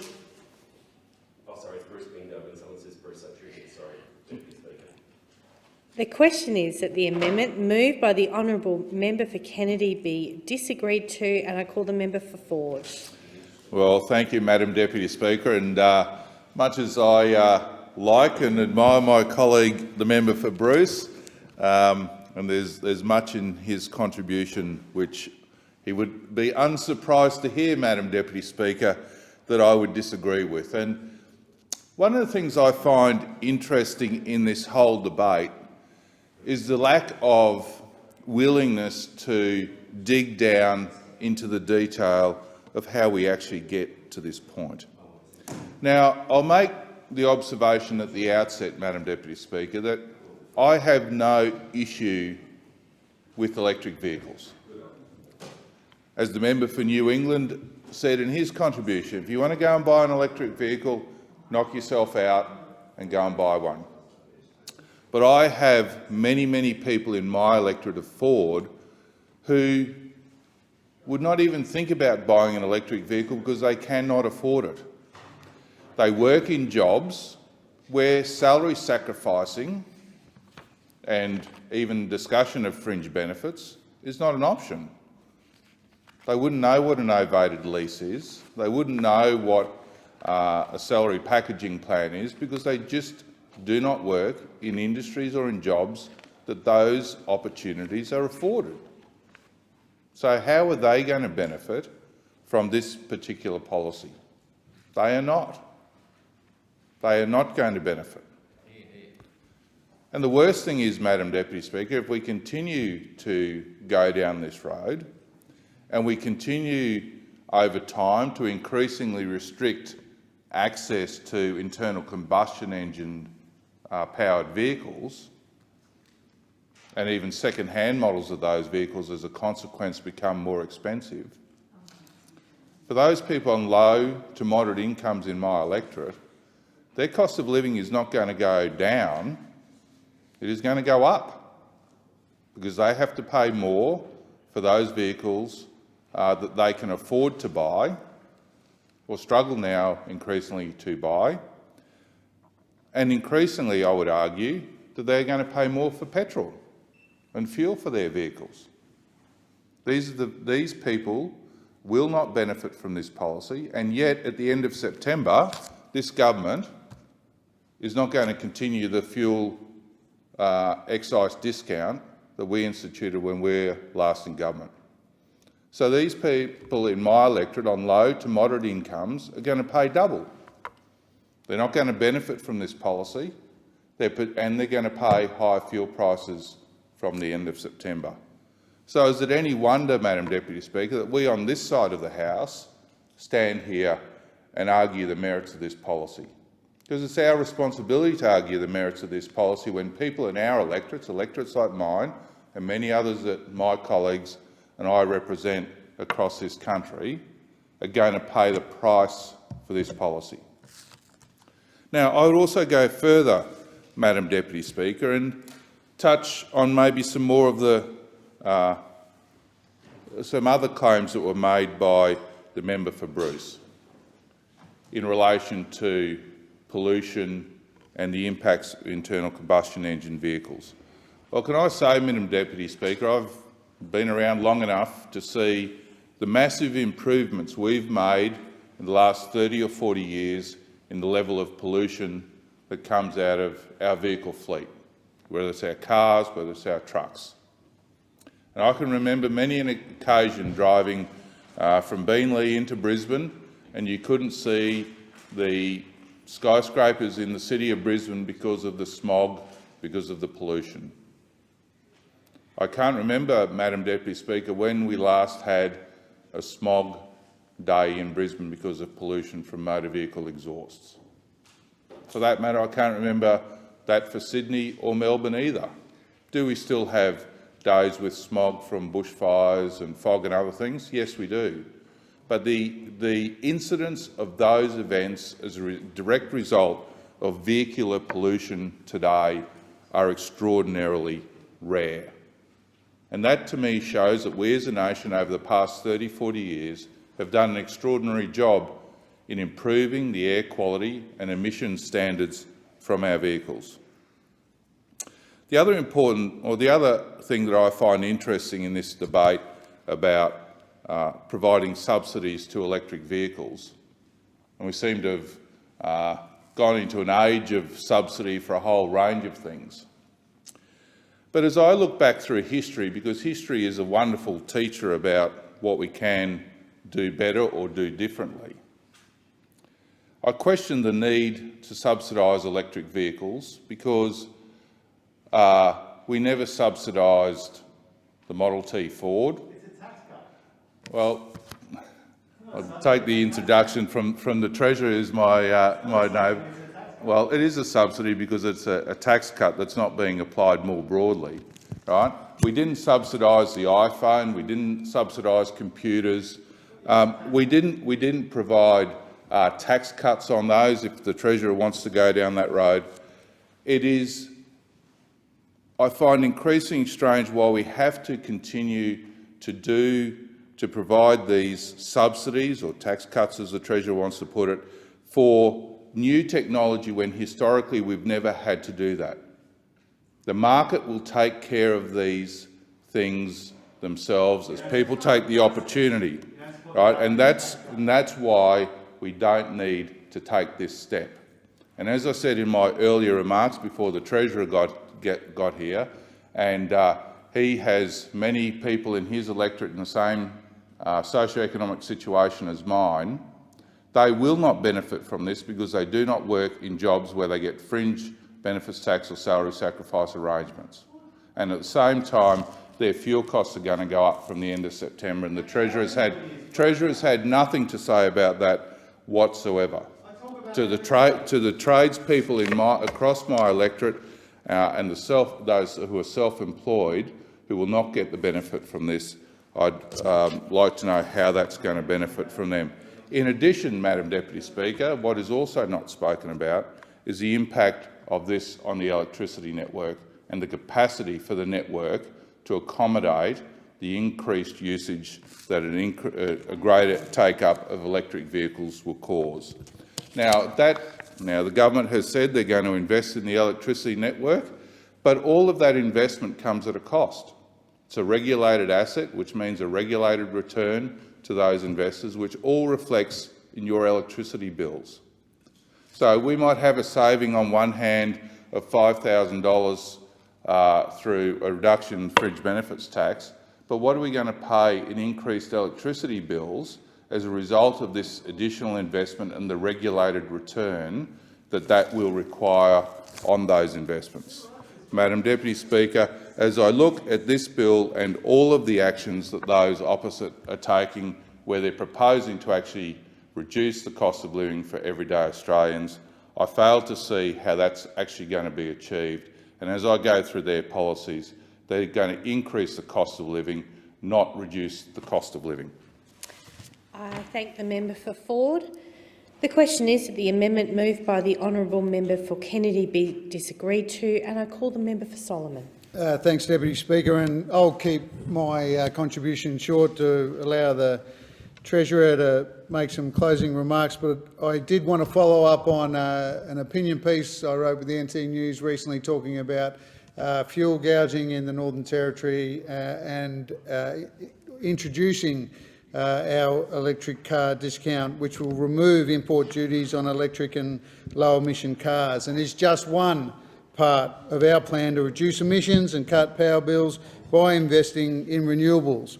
The electric car discount will reduce the upfront and ownership cost of electric vehicles addressing a significant barrier to their uptake. And our government is committed to reducing transport emissions and is making electric cars more affordable for the families and businesses that want them, including in the NT. And that's why our government is tabling this bill, fulfilling our election commitment of providing a fringe benefits tax exemption or an electric car discount for eligible electric cars that are provided by employers. Currently, the fringe benefits tax is payable when an employer makes a car, including an electric car, available for private use of an employee. And the amendments in this bill exempts from the fringe benefit the use of eligible electric cars made available to employees or those who take up a salary sacrifice arrangement. This exemption will apply to battery electric cars, hydrogen fuel cell electric cars and plug-in hybrid electric cars below the luxury car tax threshold for fuel-efficient cars of $84,916 for all vehicles made available for use after the 1st of July 2022. So I obviously welcome these changes, which will ensure that employers providing employees with an eligible electric car will not pay fringe benefits. This is an important measure that will help increase the uptake of electric cars in our nation.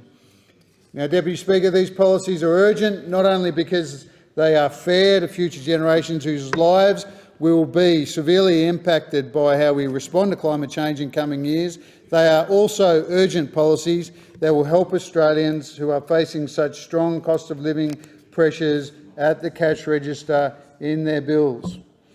What we've seen in the Territory is fuel retailers gouging, and I am committed to continue putting pressure on them to be fair and honest with Territorians about the massive profits they are making, and whilst our government also moves us towards a renewable energy future with this electric car discount. So thanks for the opportunity to update my constituents, Mr Deputy Speaker. Around the country, we have seen that people want to embrace electric vehicles. Not everyone will want an electric vehicle, and that is fine. But more and more people will see that this is the way of the future and cheaper bills, and I commend the bill to the House.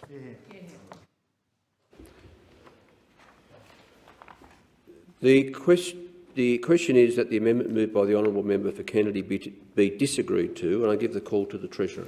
Yeah, thanks very much, Deputy Speaker, for the call and for the opportunity to sum up the debate on the Treasury Laws Amendment Electric Car Discount Bill 2022. And I do want to genuinely thank members from all sides of the debate for their contribution to it. As we know, the bill amends the Fringe Benefits Tax Assessment Act 1986 to provide a fringe benefits tax exemption for eligible electric cars that are made available by employers to employees. So in effect, a tax cut to make electric vehicles cheaper and also to boost the supply of electric vehicles in our network. The exemption applies to battery electric cars, hydrogen fuel cell electric cars and plug-in hybrid electric cars that are below the luxury car tax threshold for fuel-efficient cars. The exemption will apply to fringe benefits arising from the use or availability of an electric car from the 1st of July this year, provided the car was first made available for use on or after that date. Employers providing employees with an eligible electric car will not have to pay fringe benefits tax on that car, and the cost to employees of entering into salary sacrificing arrangements in order to lease the car will now be less than it previously would have been. This bill does implement an election commitment from the Albanese government. It's just one part of a much bigger plan to improve the uptake of electric vehicles in Australia, with further measures to be delivered as part of the National Electric Vehicle Strategy, which will be laid out by the Minister for Climate Change. Also, the Minister for Transport and others will have input into that strategy, as will the public, of course. The strategy can also consider matters beyond the scope of vehicle fringe benefits and beyond the remit of this legislation that we're considering today, things like charging facilities and other important parts of getting the EV ecosystem right in Australia. The fringe benefits tax exemption will be an ongoing measure, but it will be reviewed after 3 years, just so that we can make sure that it remains effective and it's doing the job that we want it to. This is a significant signal, Deputy Speaker, that Australia now has a government that recognises the economic and generational imperative of acting on climate change. It is disappointing but not especially surprising to hear that those opposite don't support a tax cut for electric vehicles, which will bring down the cost of living and also incentivise the types of cars that we increasingly want to see on our roads, so that we can take climate change seriously but also take the cost of living crisis seriously at the same time. This is a government, Deputy Speaker, that understands the opportunities of acting on climate change, the opportunities of cleaner and cheaper energy and low emissions cars. We intend to grab those opportunities for the benefit of the Australian people. This measure that we're talking about today is good for motorists, it's good for employers and their workers, and it's good for the environment, and all of that makes it good for our country as well, and that's why I commend the bill to the House.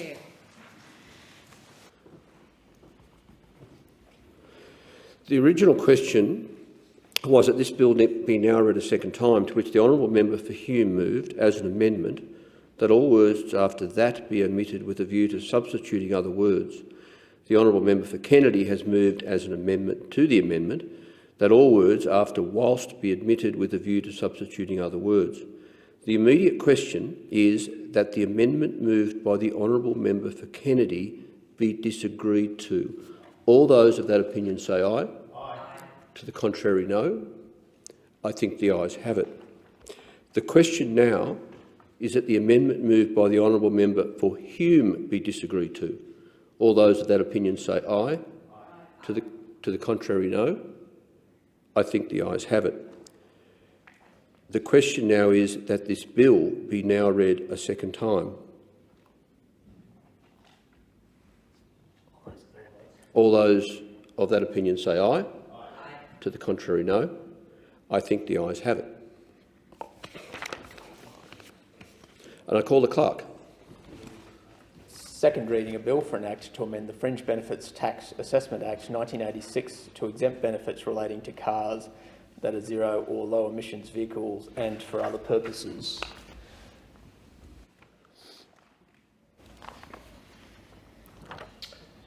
We'll go to the next order.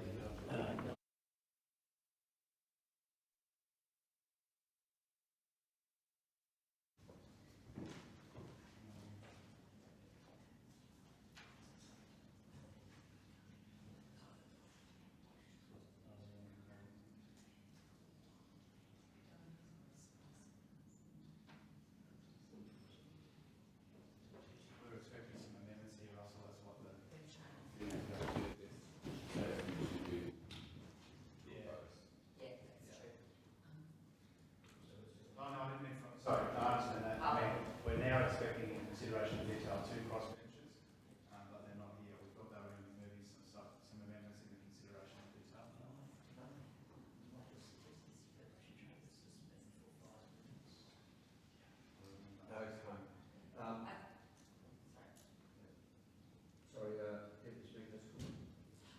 No, sir, you go right ahead. Look, I suggest that while we just sort this out, we'll suspend the Federation Chamber for 5 minutes. Well, I just go to consideration of detail. No, you can call, that's fine. We're going to suspend for 5 minutes.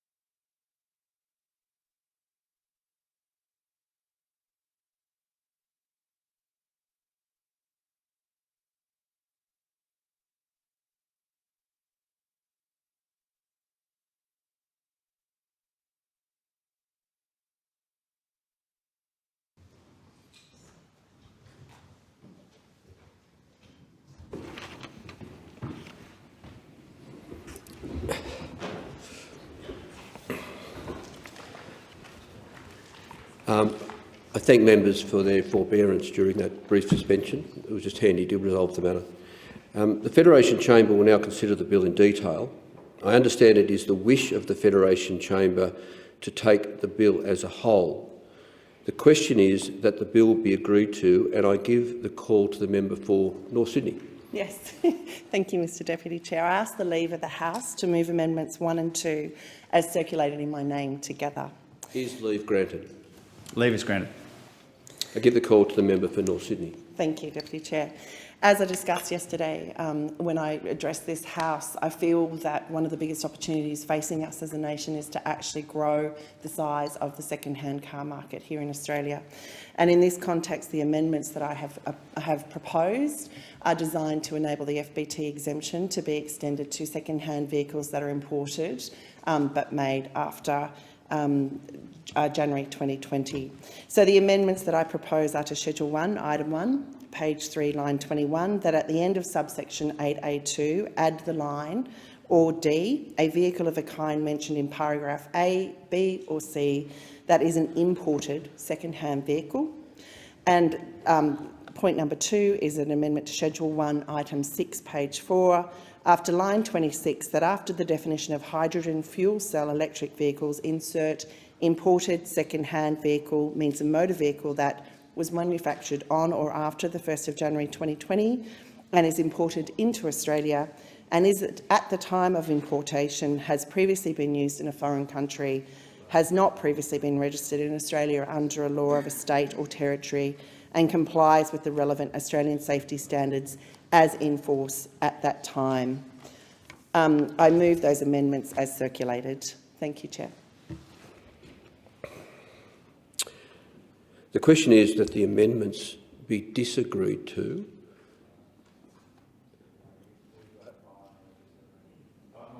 And I give the call to the Treasurer. Yeah, thanks very much, Deputy Speaker. I thank the member for North Sydney, not just for moving these amendments to the bill, but also for the opportunity that we've had to discuss them with herself and some of the other colleagues from different parts of the parliament as well. We share the member for North Sydney's objective to build a decent second-hand market for electric vehicles. We're not interested in supporting this particular amendment for the following reasons.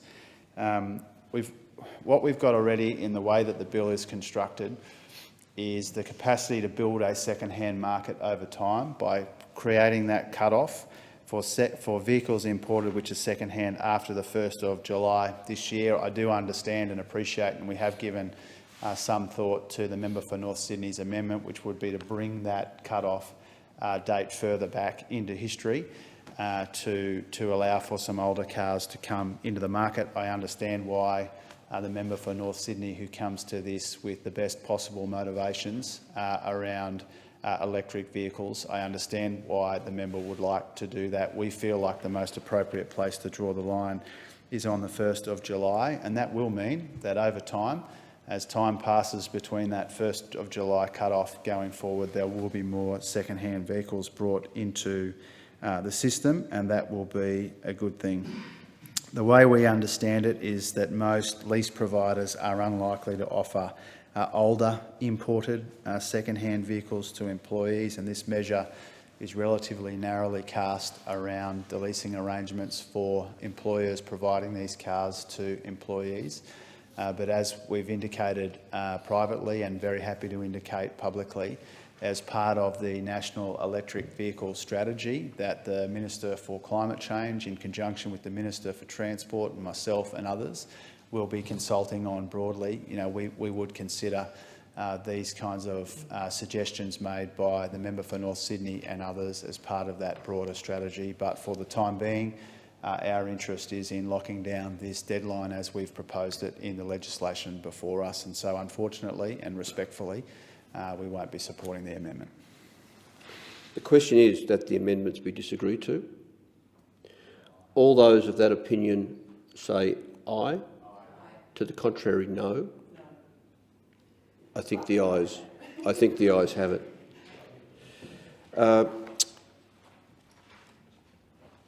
In the absence of the member for Fowler,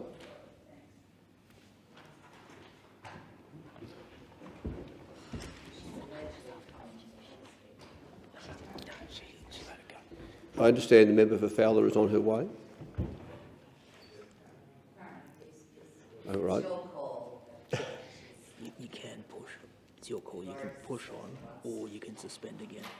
All right. I think, to be, in all fairness to the member for Fowler, I'll suspend the Federation Chamber for 5 minutes. How about less than that? Or how about less? How about... Sorry. I believe she's literally... What about for the required time? Yeah. Yes. Oh, well, actually, All right, I'll suspend the Federation Chamber for as long as it takes for the member for Fowler to get here. So I'd ask members to hover. This might only be a couple of minutes.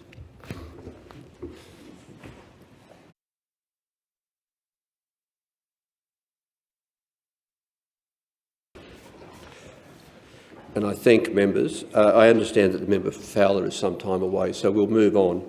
And I'll put the question that this bill be agreed to. All of those of that opinion say aye. To the contrary, no. I think the ayes have it. This bill... Order. This bill has been agreed to. The question now is that this bill be reported to the House without amendments. All of those of that opinion say aye. Aye. To the contrary, no. I think the ayes have it. The Clerk. I'm not sure we have anyone here for the next item, which is James No, Joseph no one's arrived for that. So we might go on to this. Yes, Mrs Swanson is here. Mrs Swanson's here. Where's my speakers list? There we go.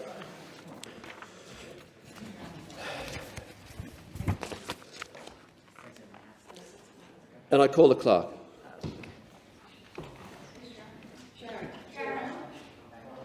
Can you see?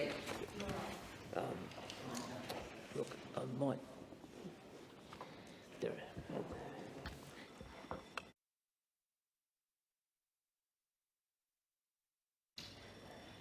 Go to number 3.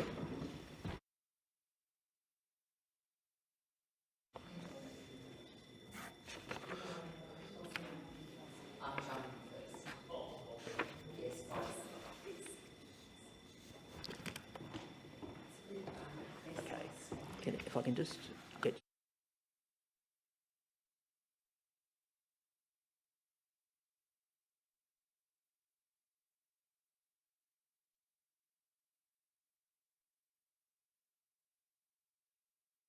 That items. That business intervening before number 3. That business intervening. Sorry, that business intervening before item number 3 on the notice paper be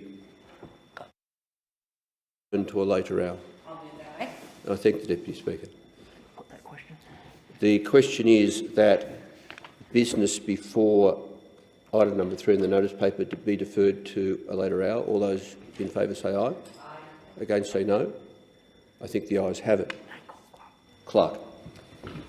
Government business order of the day number 3, death of the Honourable Robert James Bob Brown AM, condolence motion, resumption of debate. And I give the call to the Deputy Speaker and the member for Newcastle. And I thank the Deputy Speaker for giving me the call, and it is an honour to be able to rise in this chamber today to speak to the condolence motion marking the passing of the Honourable Robert James, or Bob as we all knew him, Brown AM. Bob was so committed to political life that he actually served in all 3 levels of government. He was first an alderman and mayor to Cessnock Council, and I know my good colleague, the member for Paterson, who is in this chamber, would be all too familiar with the work of Bob Brown in her part of the world, as we were in Newcastle too. As I said, he was first serving in the city, the Cessnock City Council as an alderman, as we called them in those days, and then later mayor. And he became mayor in 1968, I believe, and then he served again, the second stint there at Cessnock Council from 1974 through to 1980, before he then became the state member for Cessnock, where he dutifully served from 1970 to 1980, so another decade at Macquarie Street in Sydney. He resigned as the state member in order to contest the federal seat of Hunter, which he won, and served in this House then, the House of Representatives from 1980 to 1984, later becoming elected as the federal member for the very newly formed seat of Charlton, which he held until he retired in 1998. And I'm sure there are some people, perhaps my good friend sitting opposite, who might well recall serving in Parliament with Bob in those days. During his tenure as the federal member for both the Hunter and Charlton, of course, Bob was elevated to the position of the Minister for Land and Transport under the Hawke and Keating governments from 1988 through to 1993. He was a lover of the land and transport portfolio, I recall, and in addition, and made a lot of contributions during that time, way too many to list. I hope perhaps some of my colleagues might go through those as well. But I just wanted to say that in addition to his extraordinary political career, spanning all three levels of government and decades of service, Bob was also a teacher, both in profession and in life. He travelled vast distances across Australia to teach. He did a placement, I recall, in Deniliquin in the New South Wales Riverina area, but also many, many other local high schools. And he did a 2-year stint as a deputy principal, I recall, also in New South Wales. But really, above all, Bob was such a passionate man for his community and indeed his family, but he was involved in literally everything. And I recall him being a very active member in the Lions Club, the Footy Club. He was a life patron of the Australian Workers Heritage Centre. He was director of the Kurri Kurri District Hospital, a project I know he held very dear to heart, and member of the Hunter District Water Board, and he even found a local museum, Deputy Speaker, a museum to preserve the rich heritage of the Hunter region, which was renamed earlier this year in his honour, and very rightfully so. In 2007, he was named in the Queen's Birthday Honours for his service to the Australian Parliament, particularly in the area of transport policy, and his service indeed to the community of the Hunter region through local government, through his works in heritage, and his contribution to a number of sporting organisations and to economics education, as I said. A teacher his whole life, regardless of what profession or what title of profession he held.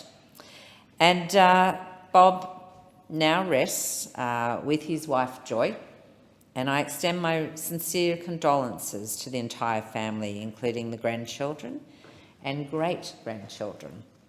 He had a very rich and full family life indeed, but I particularly today want to speak to Bob's son Brad and his daughter Kelly Hoare, who also of course served in this parliament as the member for Charlton, and gave me a break as a very young woman wanting to get some experience, and took me on as a casual in her electorate office at Charlton, and I am very indebted to her for that opportunity as well.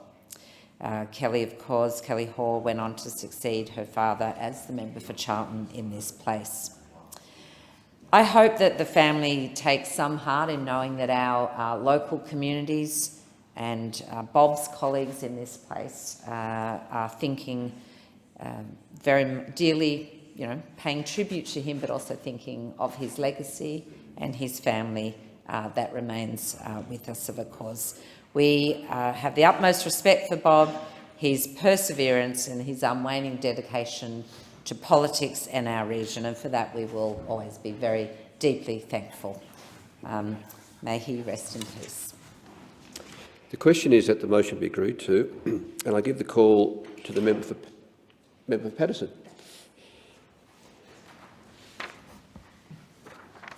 Thank you, Deputy Speaker.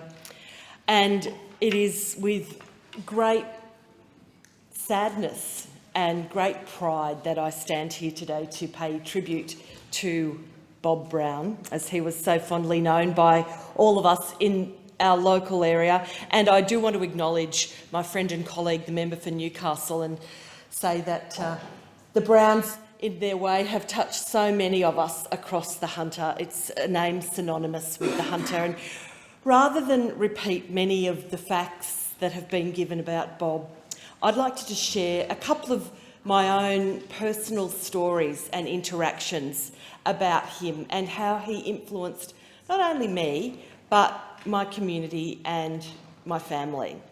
He was born in Pelham, in the seat of now Paterson, and he married and raised a family in Kurri Kurri.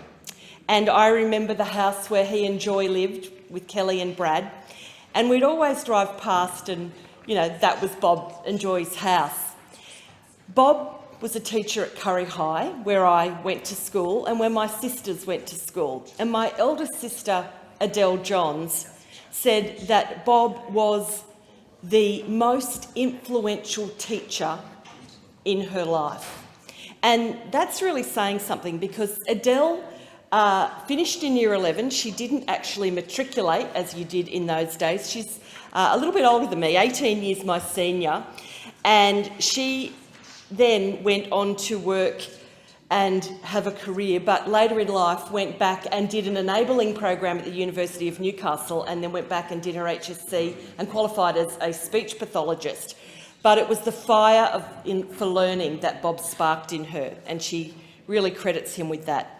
The other thing that Bob used to do was come to our school as the federal member, and I can still remember him standing in front of us all in the Assembly Hall on Benefactors Day and regaling us with stories of our history, of what he was doing in Parliament and how we mattered as kids from Kurri High.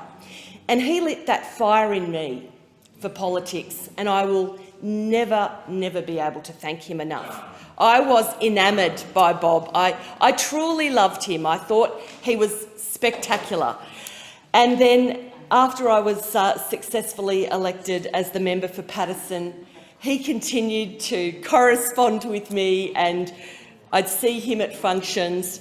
And indeed, we were at the inauguration and blessing of the memorial gates at Pelham Primary School, where he went to school. And he told me so many stories about growing up in Pelham. He was immensely proud of our area. And he also had this great love and affection for working people, and particularly those who worked in our coal industry. He was, of course, a giant of a man in terms of his intellect. And even just a few months ago, when his body, I'm sure he won't mind me saying it, was starting to fail him, his mobility was really in question, but his mind was incredible. He stood at the opening of the new Sir David Edgeworth Memorial Museum at Abermain in the Old School of Arts and named every colliery and pithead that had existed in granular detail, gave the geology of the area. This was a man whose mind did not fail him. He was quite remarkable. And I said to him that day, "Bob, you never cease to amaze me." And he said, "Well, Meryl, life and learning is the thing that's amazing." And that was his great gift, that love of learning and that passing it on to the rest of us.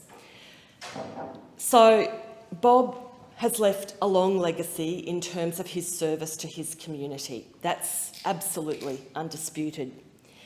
But the thing that I feel he has left, and the seeds that he has planted, and we're all now reaping the benefit of that harvest, is that he created in many people, not just me, but in many people, a love of community, a love of service of that community, and a hunger for learning, and a hunger to make our area, whatever area, better. And he did that right up until his very last days. And I spent time with he and Joy when he went to visit her nearly every day in Salamander when her health was failing as well. And they reflected on a life of adventure across regional New South Wales as young teachers and having children, and Bob writing economics textbooks, and Joy in her own right. She was a leader as well and a person of great intellect. So I feel that the Brown legacy will live on, not only in Kelly and Brad, who themselves have their own wonderful achievements and their own wonderful families, but it just goes to show that you can leave a lasting, deep and meaningful legacy in public life, but often in ways that you will never know or know of. May he rest in peace. Good on you, Bob. The question is that the motion be agreed to, and I give the call to the member for Shortland. Thank you, Mr Deputy Speaker, and I'm very pleased to make a contribution on the condolence motion for the Honourable Bob Brown AM, the former member for Charlton and Hunter. And having served in this place as the member for Charlton myself, and in fact the last member for Charlton, I know what an honour it is to be a voice for the constituents of Charlton in this place. Unfortunately, the seat of Charlton was renamed Hunter in the 2016 redistribution, and there is no member for Charlton currently in the House.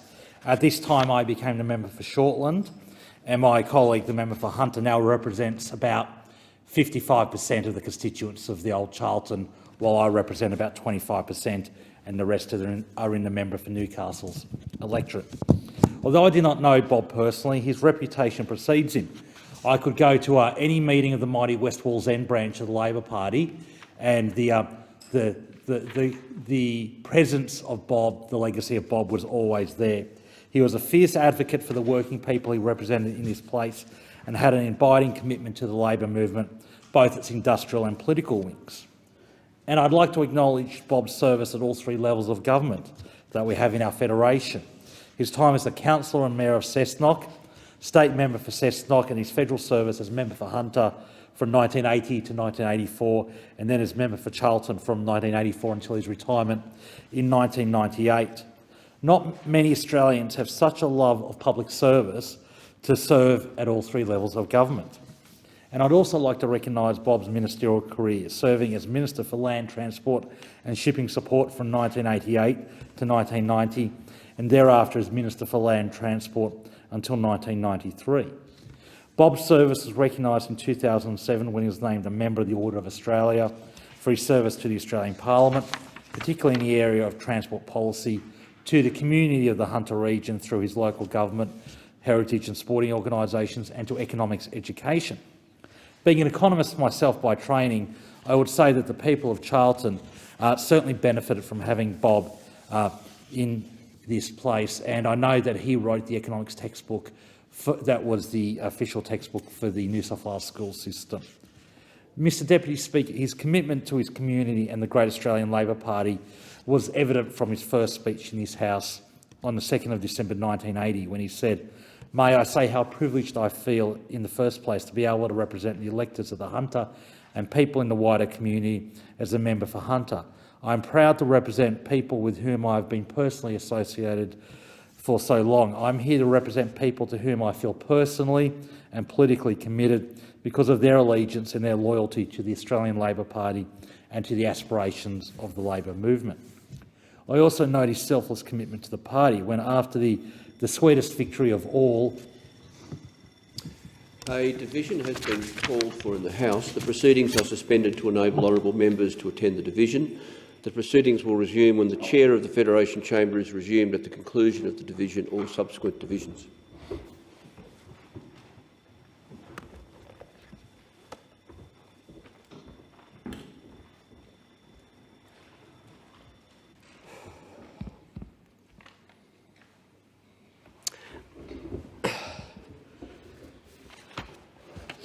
And I give the call, here we are, the member for Shortland. Thank you, Mr Deputy Speaker.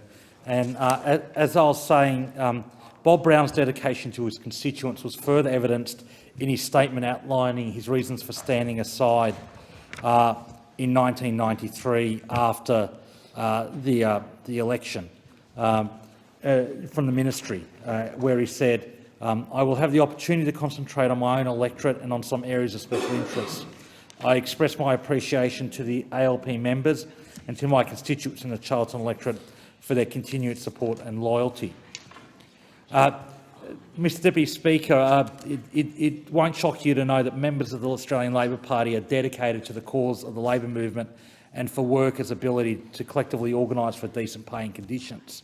We'll always fight for the rights of these workers, or for workers in general, and Bob Brown certainly exemplified this. Bob Brown, when talking about the waterfront dispute in 1998, told Parliament, "Scabs are people who betray their fellow workers. They sabotage industrial action taken by organised workers to protect their wages and conditions. Scabs are thieves who steal from other workers. They steal their jobs and their incomes and seek to feed their families with food they steal from the tables of others." And I would be very interested in knowing what Bob would say about the current conflict with GrainCorp in the Port of Newcastle, who are looking at using strike-breaking workforces during their negotiations of their new enterprise agreement right now. In the same speech, Bob went on to refer to the often violent birth of the Australian trade union movement, where workers were shot and killed by police at coal mines and wharves, and said, "To those who say these events were long ago, I say we've recently seen the vile image of balaclava hooded thugs in black suits with the Rottweilers, Alsatians and mace spray, as well as darkened buses with the shrouded windows, smuggling scabs onto wharves and mine sites. They are foul, vile, gut-wrenching images that despoil our humanity." And this passion was a product of the minefields, the coalfields of the Hunter Valley, where workers risked their livelihoods and often their lives to advance conditions such as workplace safety, where workers were shot and maimed and, in one instance, killed for taking industrial action to protect their community. And this is where Bob came from, and Bob lived those values each and every day on this planet. Bob's passion for the rights of workers to collectively bargain is incredibly evident in those words. I also want to reflect and pay tribute today to Bob's activism in the movement against the Vietnam War. In recognising the service of his predecessor, Bert James, Bob stated in his first speech, "Bert James is one of the most forthright and courageous members of the federal parliament, and among many of the great issues which he pursued, probably the most courageous stand which he adopted in relation to the horrific experience of the Vietnam War. The position which Bert James adopted has been completely vindicated. There is no one today in the Australian community who is not aware of the fact that Australia became involved in the Vietnam War based on lies and deceit." A division has been called for in the House. The proceedings are suspended to enable honourable members to attend the division. The proceedings will resume when the Chair of the Federation Chamber is resumed at the conclusion of the division or subsequent divisions.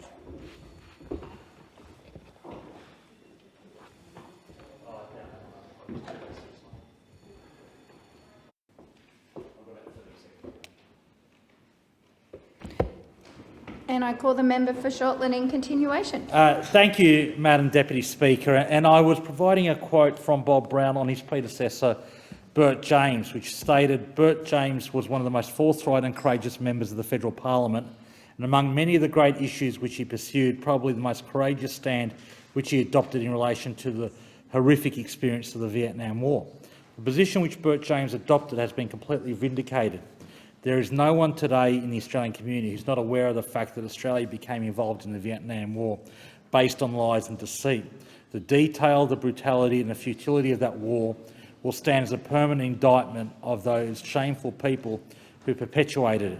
It is one of the most brutalising experiences in the history of the mankind." And I refer to Vietnam and the anti-war movement because of feedback I received from my friend and fellow branch member and former member for Wallsend, John Mills. John actually stood against Bob in the pre-selection for the seat of Hunter in 1980, and John recalls that Bob was something of a hero locally in the late 1960s because of his brilliant organising and activism, particularly in organising marches against the Vietnam War around the Hunter. So, Madam Deputy Speaker, I'll end my contribution by sending Bob's family my condolences and also our best wishes and thanks for his service. To his daughter Kelly Hoare, who also served as the member for Charlton, his son Brad and all his grandchildren and great-grandchildren, you can be rightly proud of this truly wonderful man whose service to the Parliament of Australia we honour today. Thank you. I understand that it is the wish of honourable members to signify at this stage their respect and sympathy by rising in their places, and I ask all those present to do so.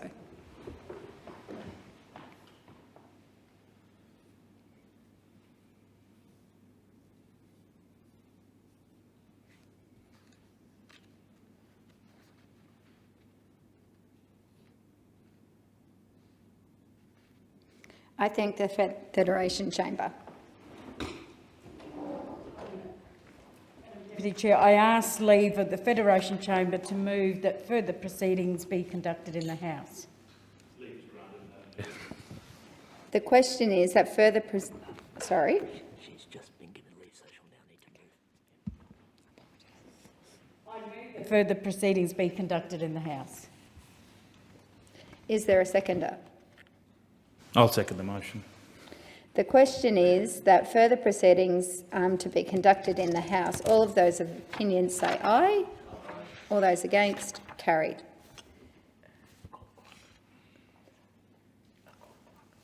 I call the clerk. Further statements on the death of Mikhail Gorbachev. Are there any statements by honourable members? I call the member for Solomon. Thanks, Deputy Speaker.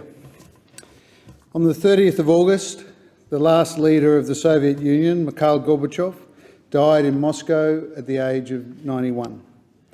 Those who remember or have heard about how tense the late Cold War was in the 70s and 80s may remember Gorbachev as the fearsome name and face of the USSR. It's important to note that Gorbachev, a Communist Party faithful who rose to be General Secretary in 1985, was no pushover or pro-Western, as critics have claimed. Gorbachev did all he could to preserve and expand the power of the Soviet Union.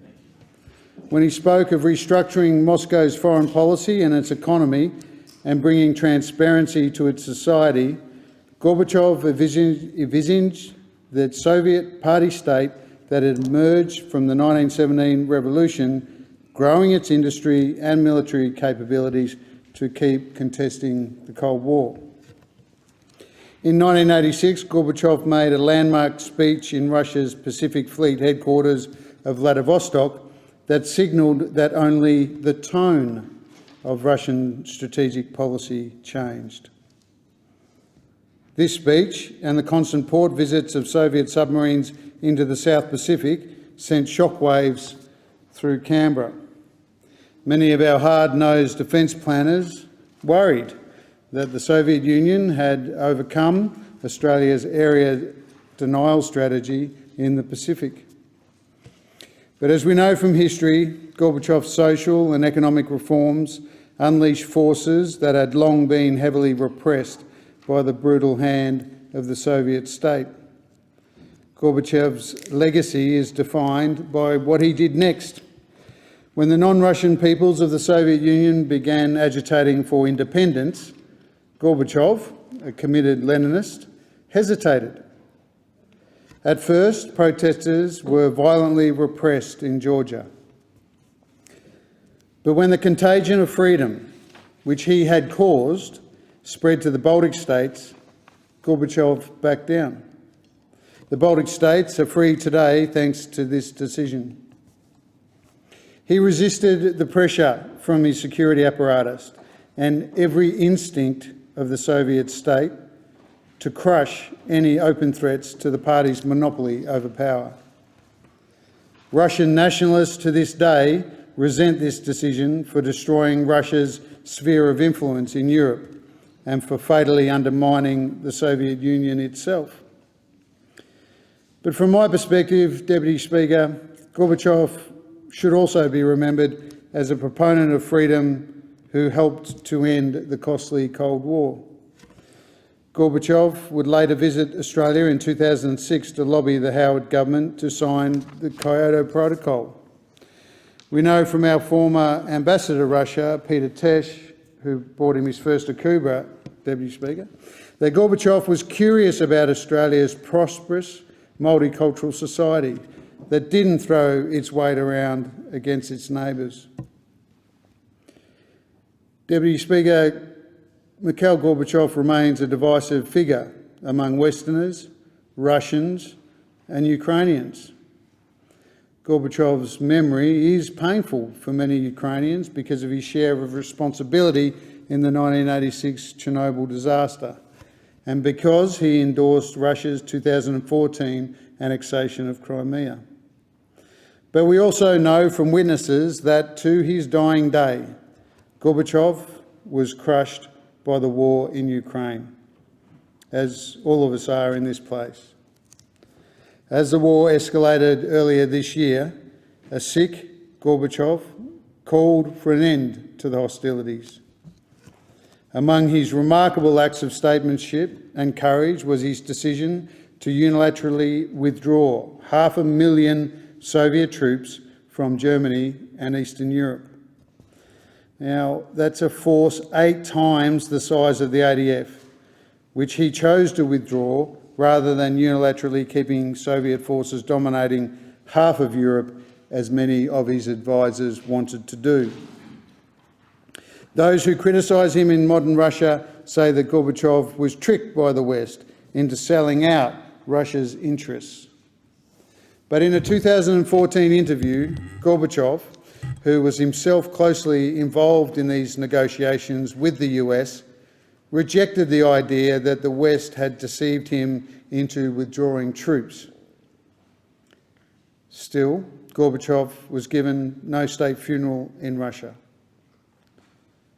But as we do remember his life, let us keep in mind not only his contribution to the only period in history in which Russians briefly tasted real freedom for one generation, let us also remember his lasting contribution to international peace and security, and to Australia's security by extension of that. Dmitry Muratov, a Nobel Peace Prize winner who knew Gorbachev well, recalled that he refused to press the nuclear attack button even for simulated attacks during training. We can only hope that this spirit will guide the leaders of nuclear weapon states who weigh such huge responsibilities. Vale, Mikhail Gorbachev. Thanks, Deputy Speaker. I thank the member and call the member for Sturt. Thank you, Deputy Speaker. I rise, of course, to commemorate the life of Mikhail Gorbachev, the remarkable things that happened, particularly at the end of his tenure as the chairman of the Politburo and leader of the USSR. And it is in the context of the very heartbreaking circumstance in the former USSR that we see before us right now, the Russian aggression and invasion of Ukraine, and the circumstance in that part of the world, which is very disappointing. It didn't have to be that way, because the opportunity was there at the when the Iron Curtain fell, and then when the Soviet Socialist Republic disintegrated and the constituent parts became various forms of new democracies, that Russia in particular could have followed the path of countries like West Germany and Japan in having been adversaries to the peaceful Western world order, have now joined it and are some of the strongest members of it. And what a different place the planet would be right now if Russia had followed the path of now a united Germany, of course, West Germany for a long period of time until the fall of the Berlin Wall, and of course Japan. And that is the great lost geopolitical opportunity that the United States in particular and the Clinton administration have to bear responsibility for, because it is heartbreaking that that moment of excitement at the fall of the Soviet Union has resulted in a very different outcome. Nonetheless, Gorbachev is, I was reflecting on this just a moment ago, I think really he's probably the last significant global figure of the 20th century that were involved in events like the Cold War that has finally passed away, and it's an opportunity to reflect on him but also that era. And I was born in 1983, so I don't remember all too well things in real time, but of course through studies and an interest in global politics that we all invariably have if we end up being serving in the federal parliament. That era that he was a part of was a remarkable period of time, a relieving period of time. A previous contribution from the member for Solomon pointing out the very different way in which things could have transpired if Gorbachev was a different type of person to what he was. And he was not to be universally admired, and things happened on his watch and under the regime that he led that are deplorable and disgusting, including, clearly acts of violence by the regime that he headed and the death of innocent people. But comparatively, we're very lucky that he became the chair of the Communist Party, and we're very lucky that he really, compared to what others in that same position could have done, saw the peaceful destruction of that communist regime and therefore the end of the Cold War, the end of a period which had always had the spectre of nuclear war ever present in people's minds until that point. And even though we unfortunately still have a circumstance of nuclear weapons and the worst case scenarios being present here in 2022, it certainly was a dramatic de-escalation thanks to his engagement and involvement with President Reagan in particular in de-escalating the nuclear stockpiles and defensive build-up of the USSR and commensurately the United States, and us now being in the situation where those two powers constantly, very closely, potentially triggering one another for the unthinkable to unfold. That never happened, thankfully, and of course, thanks to Gorbachev, the risk of those two ultimately triggering something like that event disappeared when one of the two potential trigger fingers was gone. So I pay tribute to him and the impact that he had on the 20th century. I'm very pleased that he became the leader and led, particularly through perestroika and other measures, the destruction of that communist regime, and note the bitter disappointment that what could have been coming out of that circumstance, which was a Russian democratic republic that was a member of a Western world seeing its future through free and open trade, economic advancement, democracy, and being a part of a responsible world order, did not manifest itself. And that's not really his fault, because it could have very much occurred, and disappointingly and depressingly has not. And we see the unfortunate reality of that with what's happening in Ukraine. But we should still pay tribute to him, with a very significant caveat that there are a lot of things that he was associated with that we should also deplore and criticise. But nonetheless, he was one of the great figures of the 20th century, and I indeed pay tribute to his legacy today. Ask the member for the narrative.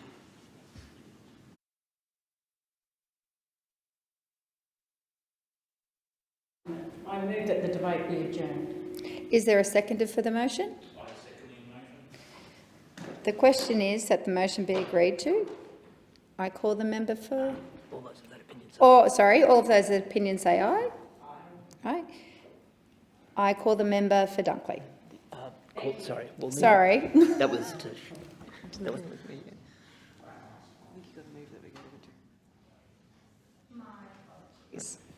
I call the member for Lingiari. Thank you, Madam Deputy Speaker. I move that the Federation Chamber do now adjourn. Is there a seconder? Motion, Madam Chair.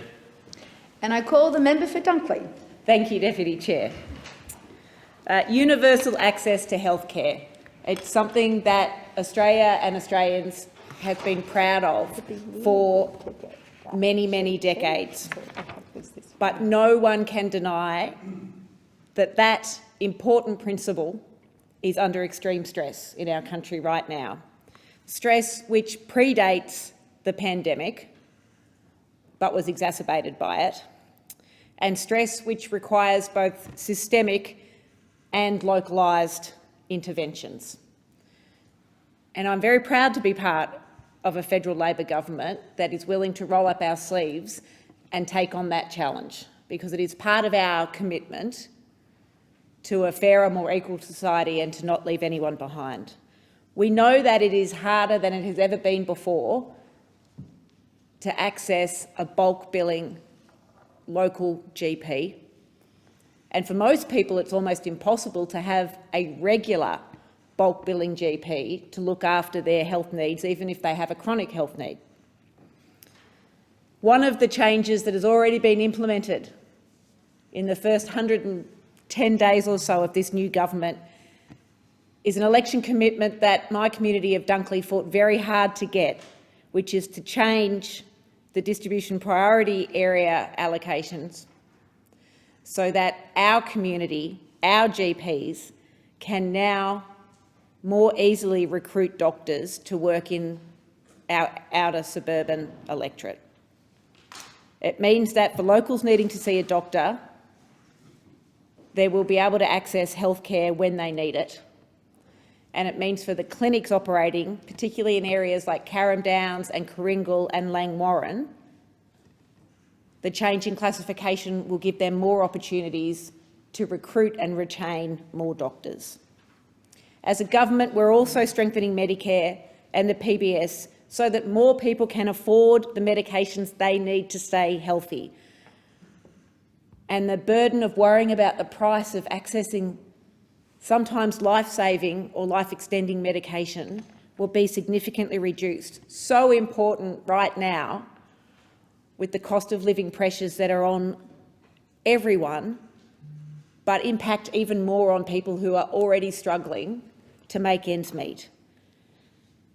The legislation introduced yesterday, the National Health Amendment Co-Payment Bill, will mean that for the first time in its 75-year history, the maximum cost of general scripts under the Pharmaceutical Benefits Scheme will fall. It is truly great news for so many people living in my community, a wonderful area with wonderful people, but a community that struggles with rates of chronic disease that are higher than other communities across Victoria and in many cases across the country. This legislation means that someone taking one medication a month will save $150 every year, or a family with 2 or 3 medications between $300 and $450 a year. Not an insignificant amount for many families in my community. The maximum cost to general patients for PBS medications has doubled since 2000. And there had been no help before this federal Labor government was elected. The ABS advises that the high cost of medicines meant close to 1 million Australians delayed or didn't feel their medications in 2019-20. That's why these changes are important, and it's why we're making them, to put about $200 million back in the pockets of Australians every year, and to make sure that people who regularly need to take medications can take them and not then worry about how they're going to put food on the table or buy the school books and the school shoes and the sporting equipment for their children. because we know they are some of the decisions that people face, particularly often women. So I'm very proud to be part of an Albanese government that is making medicines cheaper, making it easier to get bulk billing GPs, making it easier for people like Stella in my electorate, who's an excellent young woman who has type 1 diabetes, to be able to afford CGM technology. These are the sorts of things that truly change people's lives, and we have to keep doing more of this and the systemic changes that I know are to come for a better, healthier, fairer society. I thank the member for her contribution and call the member for Ryan. Thank you, Deputy Speaker. During my election campaign and in the months since the election, numerous residents in the seat of Ryan have reached out to me with their problems with getting decent broadband internet to their home. I spoke to some residents recently who, while paying for 140 Mbps speeds, are lucky to get 30 to 60 Mbps. They experience repeated dropouts of 5 or more minutes every single day. I've spoken to locals in Ryan from Kenmore Hills and Chapel Hill who are working from home as software developers, as researchers. We have locals trying to run small businesses out of their home. They all rely on this crucial infrastructure for their livelihood and to contribute to our society and economy.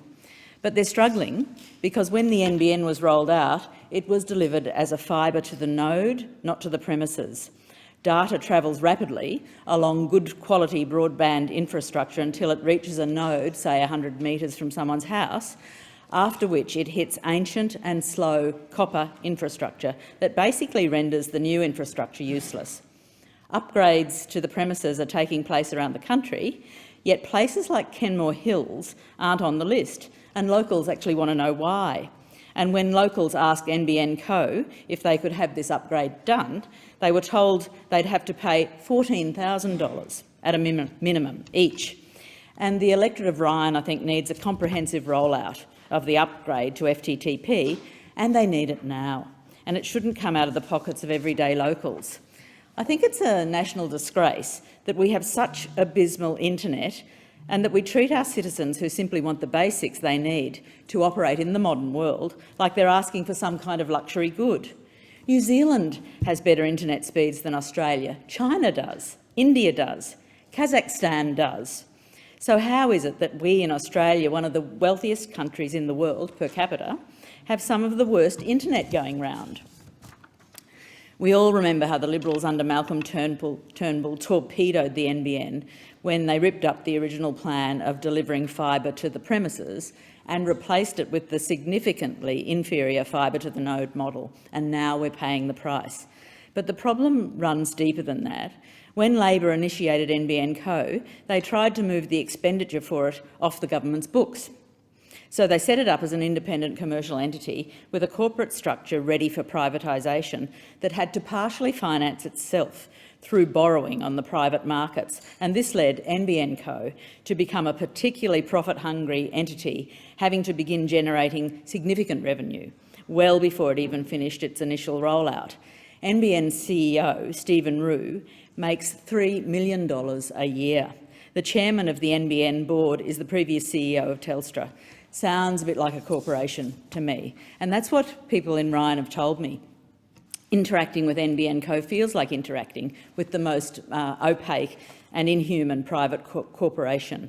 And if you wanted to look back further, you could say that the privatisation of Telstra that was prepared by Labor under Keating and completed under Howard laid the foundation for this terrible mess.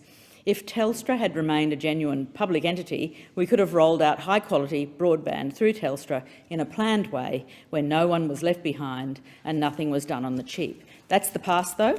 How do we fix this tangled web of telecommunications errors now?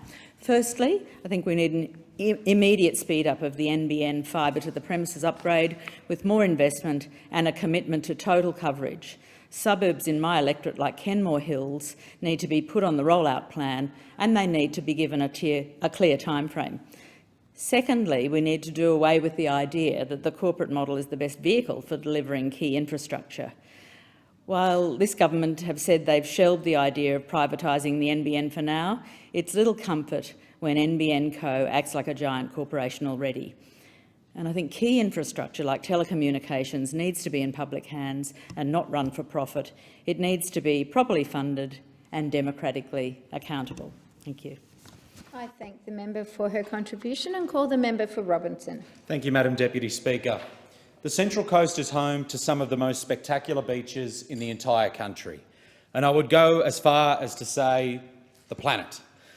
These beaches, rich in natural beauty, represent relaxation, they represent fun, they represent happy memories. I'm sure many of the members here today in the chamber can all think of a time from their childhood or even more recent memories enjoying all that our glorious beaches have to offer. Yet these very beaches that represent so much happiness can also become dangerous environments for visitors and dangerous environments for swimmers, especially to those people unfamiliar with the beach or with limited knowledge of the constantly changing water conditions. I'm very proud of the many surf lifesaving clubs across Australia, especially in my electorate of Robertson, that ensure visitors to our pristine and magnificent beaches are kept safe and are kept out of danger. In the Central Coast region, there are approximately 15 surf lifesaving clubs, all with their own unique challenges and all with their own unique advantages. In total, there are 8,332 active members of Surf Lifesaving Central Coast. And I would like to particularly acknowledge Club of the Year for 2022 and my former Nippers Club, Umina Beach SLSC, who were awarded this title because of its continued demonstration of excellence in governance, life-saving, education, membership and surf spots. Umina SLSC was followed by Avoca Surf Lifesaving Club to take out second place in this category. In the electorate of Robertson, we are home to 9 of these clubs, from Umina Beach, Ocean Beach and Kilcare in the south, to McMaster's Beach, Copacabana and Avoca in the middle, to North Avoca, Terrigal and finally Wombrel in the north. Every summer, volunteers from all 9 of these surf clubs patrol and ensure safety and provide rescue operations when the call arrives. Without these brilliant and without these hard-working surf lifesaving clubs, our beaches would be very different places to be and a lot less safe for swimmers alike. To all our courageous and tireless surf lifesaving volunteers, a big thank you from me, the people of Robertson and the people of Australia. Your service is so appreciated and never goes unnoticed. I'm pleased to be a member of the Parliamentary Friends of Surf Lifesaving and to join with fellow parliamentary colleagues to support the efforts of surf lifesaving clubs and surf lifesavers across our great country to improve the relationship between government and these clubs. Further, I was honoured yesterday to be given the privilege and the honour of presenting Lifesavers from Robertson and the Avoca Beach Surf Lifesaving Club special certificates and recognition after a heroic rescue operation that occurred at the start of this year. On Saturday, the 15th of January 2022, 5 to 8 foot waves, strong currents and onshore winds made Avoca Beach hazardous. A group of 4 swimmers lost their footing and were swept out to sea. Surf lifesavers responded immediately, entering the water on rescue boards to retrieve the swimmers. A 5th patient was then seen struggling to keep their head above water and was swiftly rescued as a further 3 swimmers became caught in the rip. More swimmers were rapidly being swept into danger at various locations along the beach. With each rescue board supporting up to 4 patients, the surf lifesavers worked hard to keep the patients safe and calm until the IRB could transport them back to the beach. In total, 14 people were rescued by surf lifesavers. Without their vigilance, bravery and coordinated efforts, the outcome of this mass rescue could have resulted in multiple fatalities. I thank every lifesaver that took part in this rescue operation and commend the club on ensuring that no fatalities were recorded on this day. My thanks to the following Avoca Beach SLSC lifesavers that took part in this rescue: Brett, Peter, Vincent, Paul, Andrew, Andrew, Chris, George, Stuart and Lynette. I look forward to visiting the Avoca Beach Surf Lifesaving Club and personally thanking the hard-working and dedicated members that were not able to be recognised yesterday. And finally, this coming summer season, remember that if you're at the beach, please swim between the red and yellow flags. Thank you. I thank the member for his contribution and call the member for Latrobe. Thank you, Madam Deputy Speaker. I go back a long time when I was a detective at Boronia Criminal Investigations Branch, but I'll never forget every Monday morning when you'd come in, you'd speak to the weekend crew to see what jobs they had, and every single Monday morning, tragically and sadly, there'd been a sleepover or an event where a young child had been sexually abused. It was very sad, obviously, for investigators, but you cannot ever imagine what the poor victims and their families had been through. Back in 2019, Home Affairs Minister at the time, and the former police officer too, and now Leader of Opposition, Peter Dutton, raised the issue of the need to have a national child sex offender register. And subsequently, in my role as Assistant Minister for Community Safety, I took over the fight to ensure we could do everything possible to make sure we have measures in place to protect our most valuable asset, and that's our children. There's always been this view, even in law enforcement, when this has been raised, how the situation is it's mainly stranger danger which commits these abhorrent crimes. And I knew better from my days as a detective, and also there's been the view, well, we don't want vigilante groups going after child sex offenders, which obviously is fair and reasonable.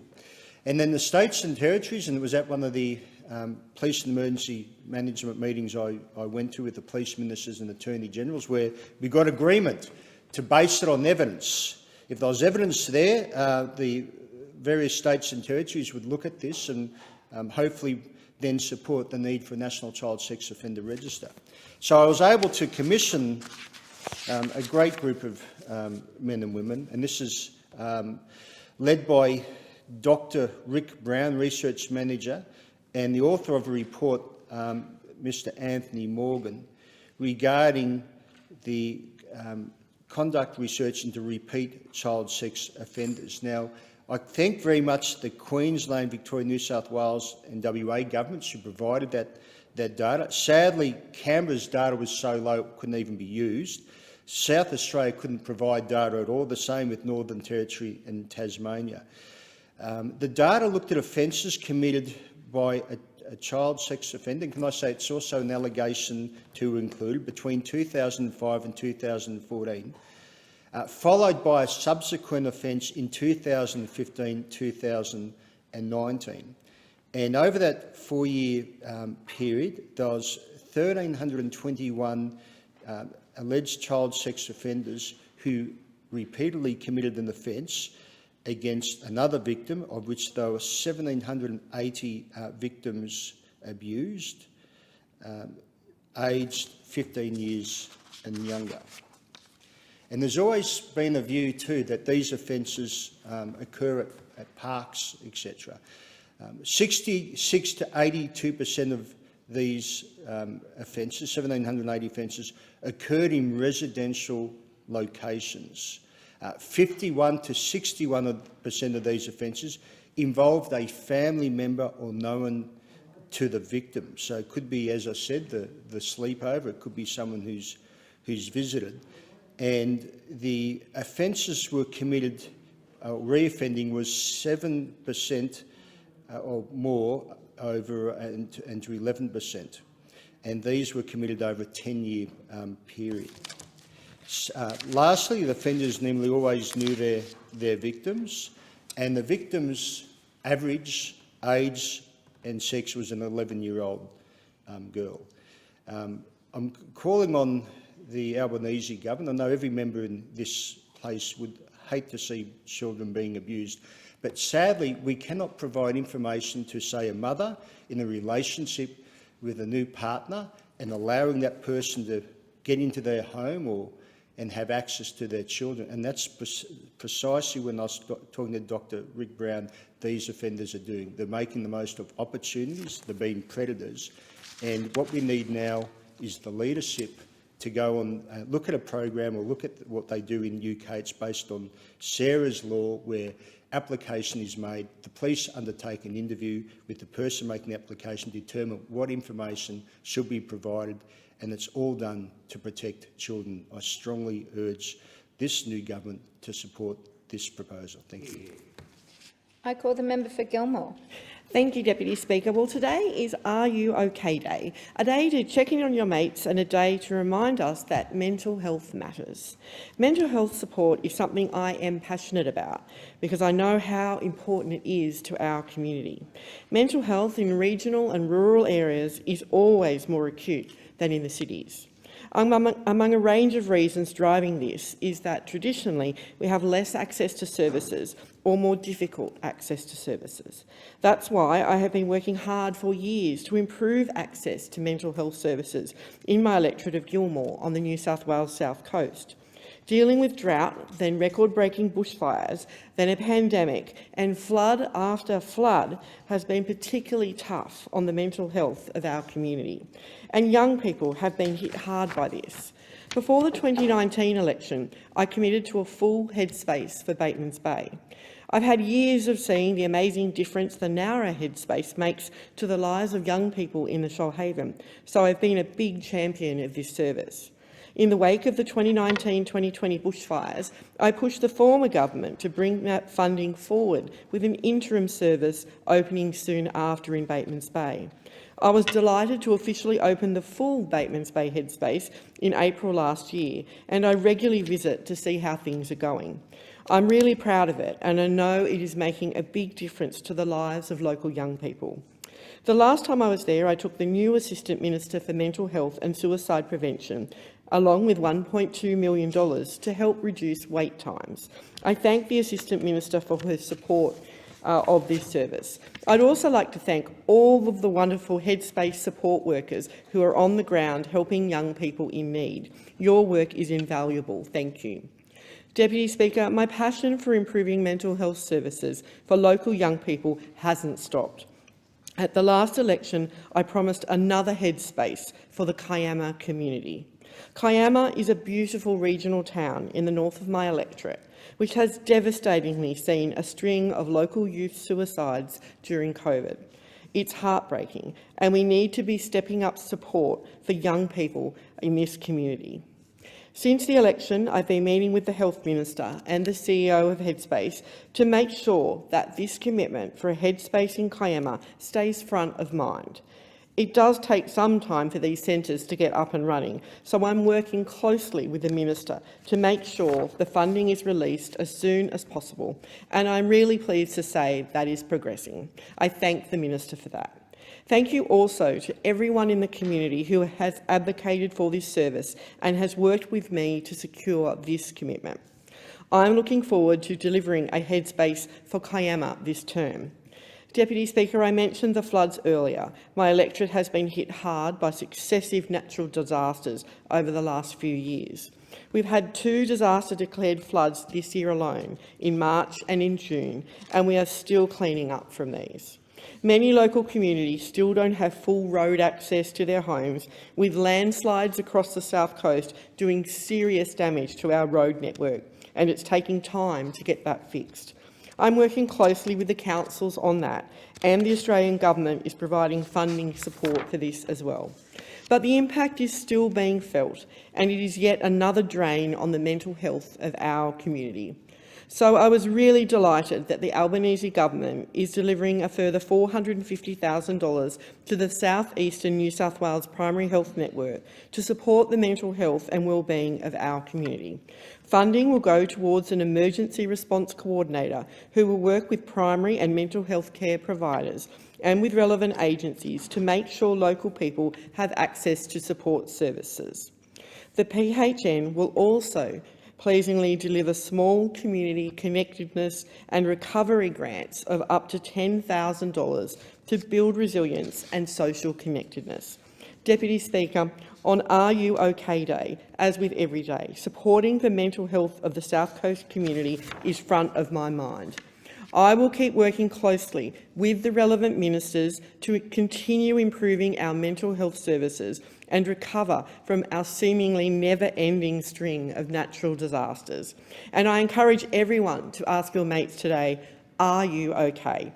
Sometimes just knowing a friend is there can make all the difference. I call the member for Banks. Well, thank you, Deputy Speaker. Well, Deputy Speaker, Lugano Football Club is a mighty institution in our electorate. And on Saturday, the 23rd of July, it was great to attend its 60th anniversary dinner at the Concordoro in Riverwood. So established way back in 1962, one of the biggest clubs anywhere in the St George region, with well over 500 players, from under sixes to over 45s, and great to see an increasing number of women and girls participating in the Lugano Football Club every year. That number continues to grow. It was great to acknowledge, in particular, Sue Dick on the night. She really personifies everything that is great about Lugano FC.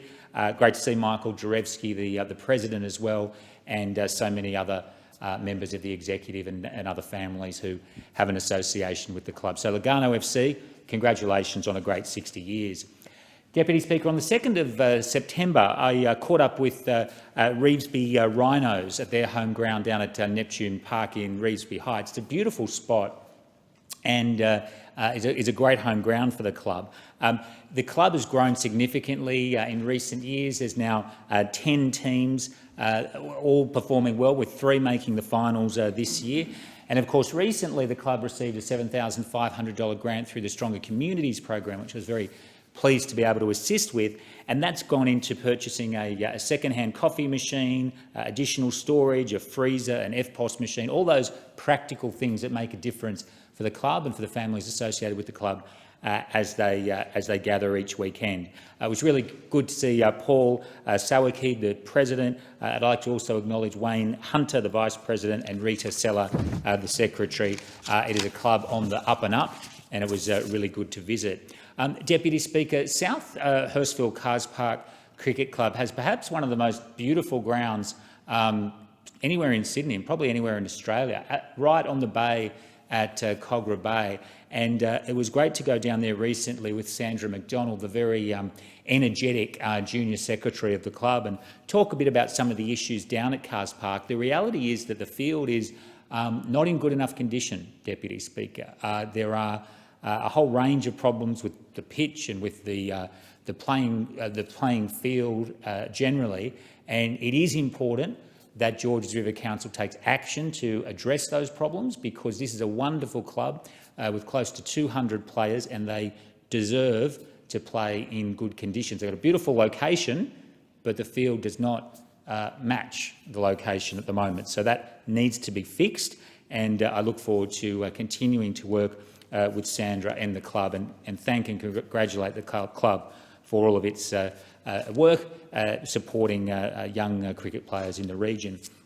Deputy Speaker, St Christopher's is a wonderful school, and on the 17th of August I attended their science fair. It had been postponed for a couple of years because of COVID, because you couldn't really have those sorts of events, and so it was really terrific to visit the science fair on the 17th of August, and the theme was real-world water problems impacting our environment.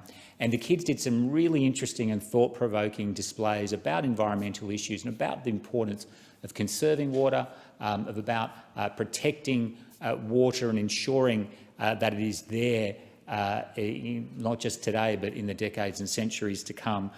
It was really terrific to visit, and the St Christopher's community is a special one, and it was great to go down there. I'd like to acknowledge Warren Lloyd, the principal, Brooke Watson, the assistant principal, and also Charlotte Garner, teacher, who had a huge role in organising what was a very successful event. Deputy Speaker, Lily Monteverde School of Music has a proud history in providing music to our community. School specialises in violin, viola, cello, flute, clarinet, piano and guitar, and teaches students to a very high standard. Each year there's an annual concert. It's been at the Conservatorium in some years. I believe it's at the Opera House this year. And it really reflects the stature of Lily Monteverdi, a terrific local group with more than 200 people, mainly kids, who are learning the beauty of music through their instructors at Lily Monteverdi. I'd like to thank Lily Sue, the head teacher and director, Monty Guo and Verdi Guo, who are also heavily involved in the school, and everyone who's involved in Lily Monteverdi. The question is that the motion be agreed to. All of those that opinion say aye. All those against, the ayes have it. The Federation Chamber stands adjourned until 10:30 on Monday the 12th of September.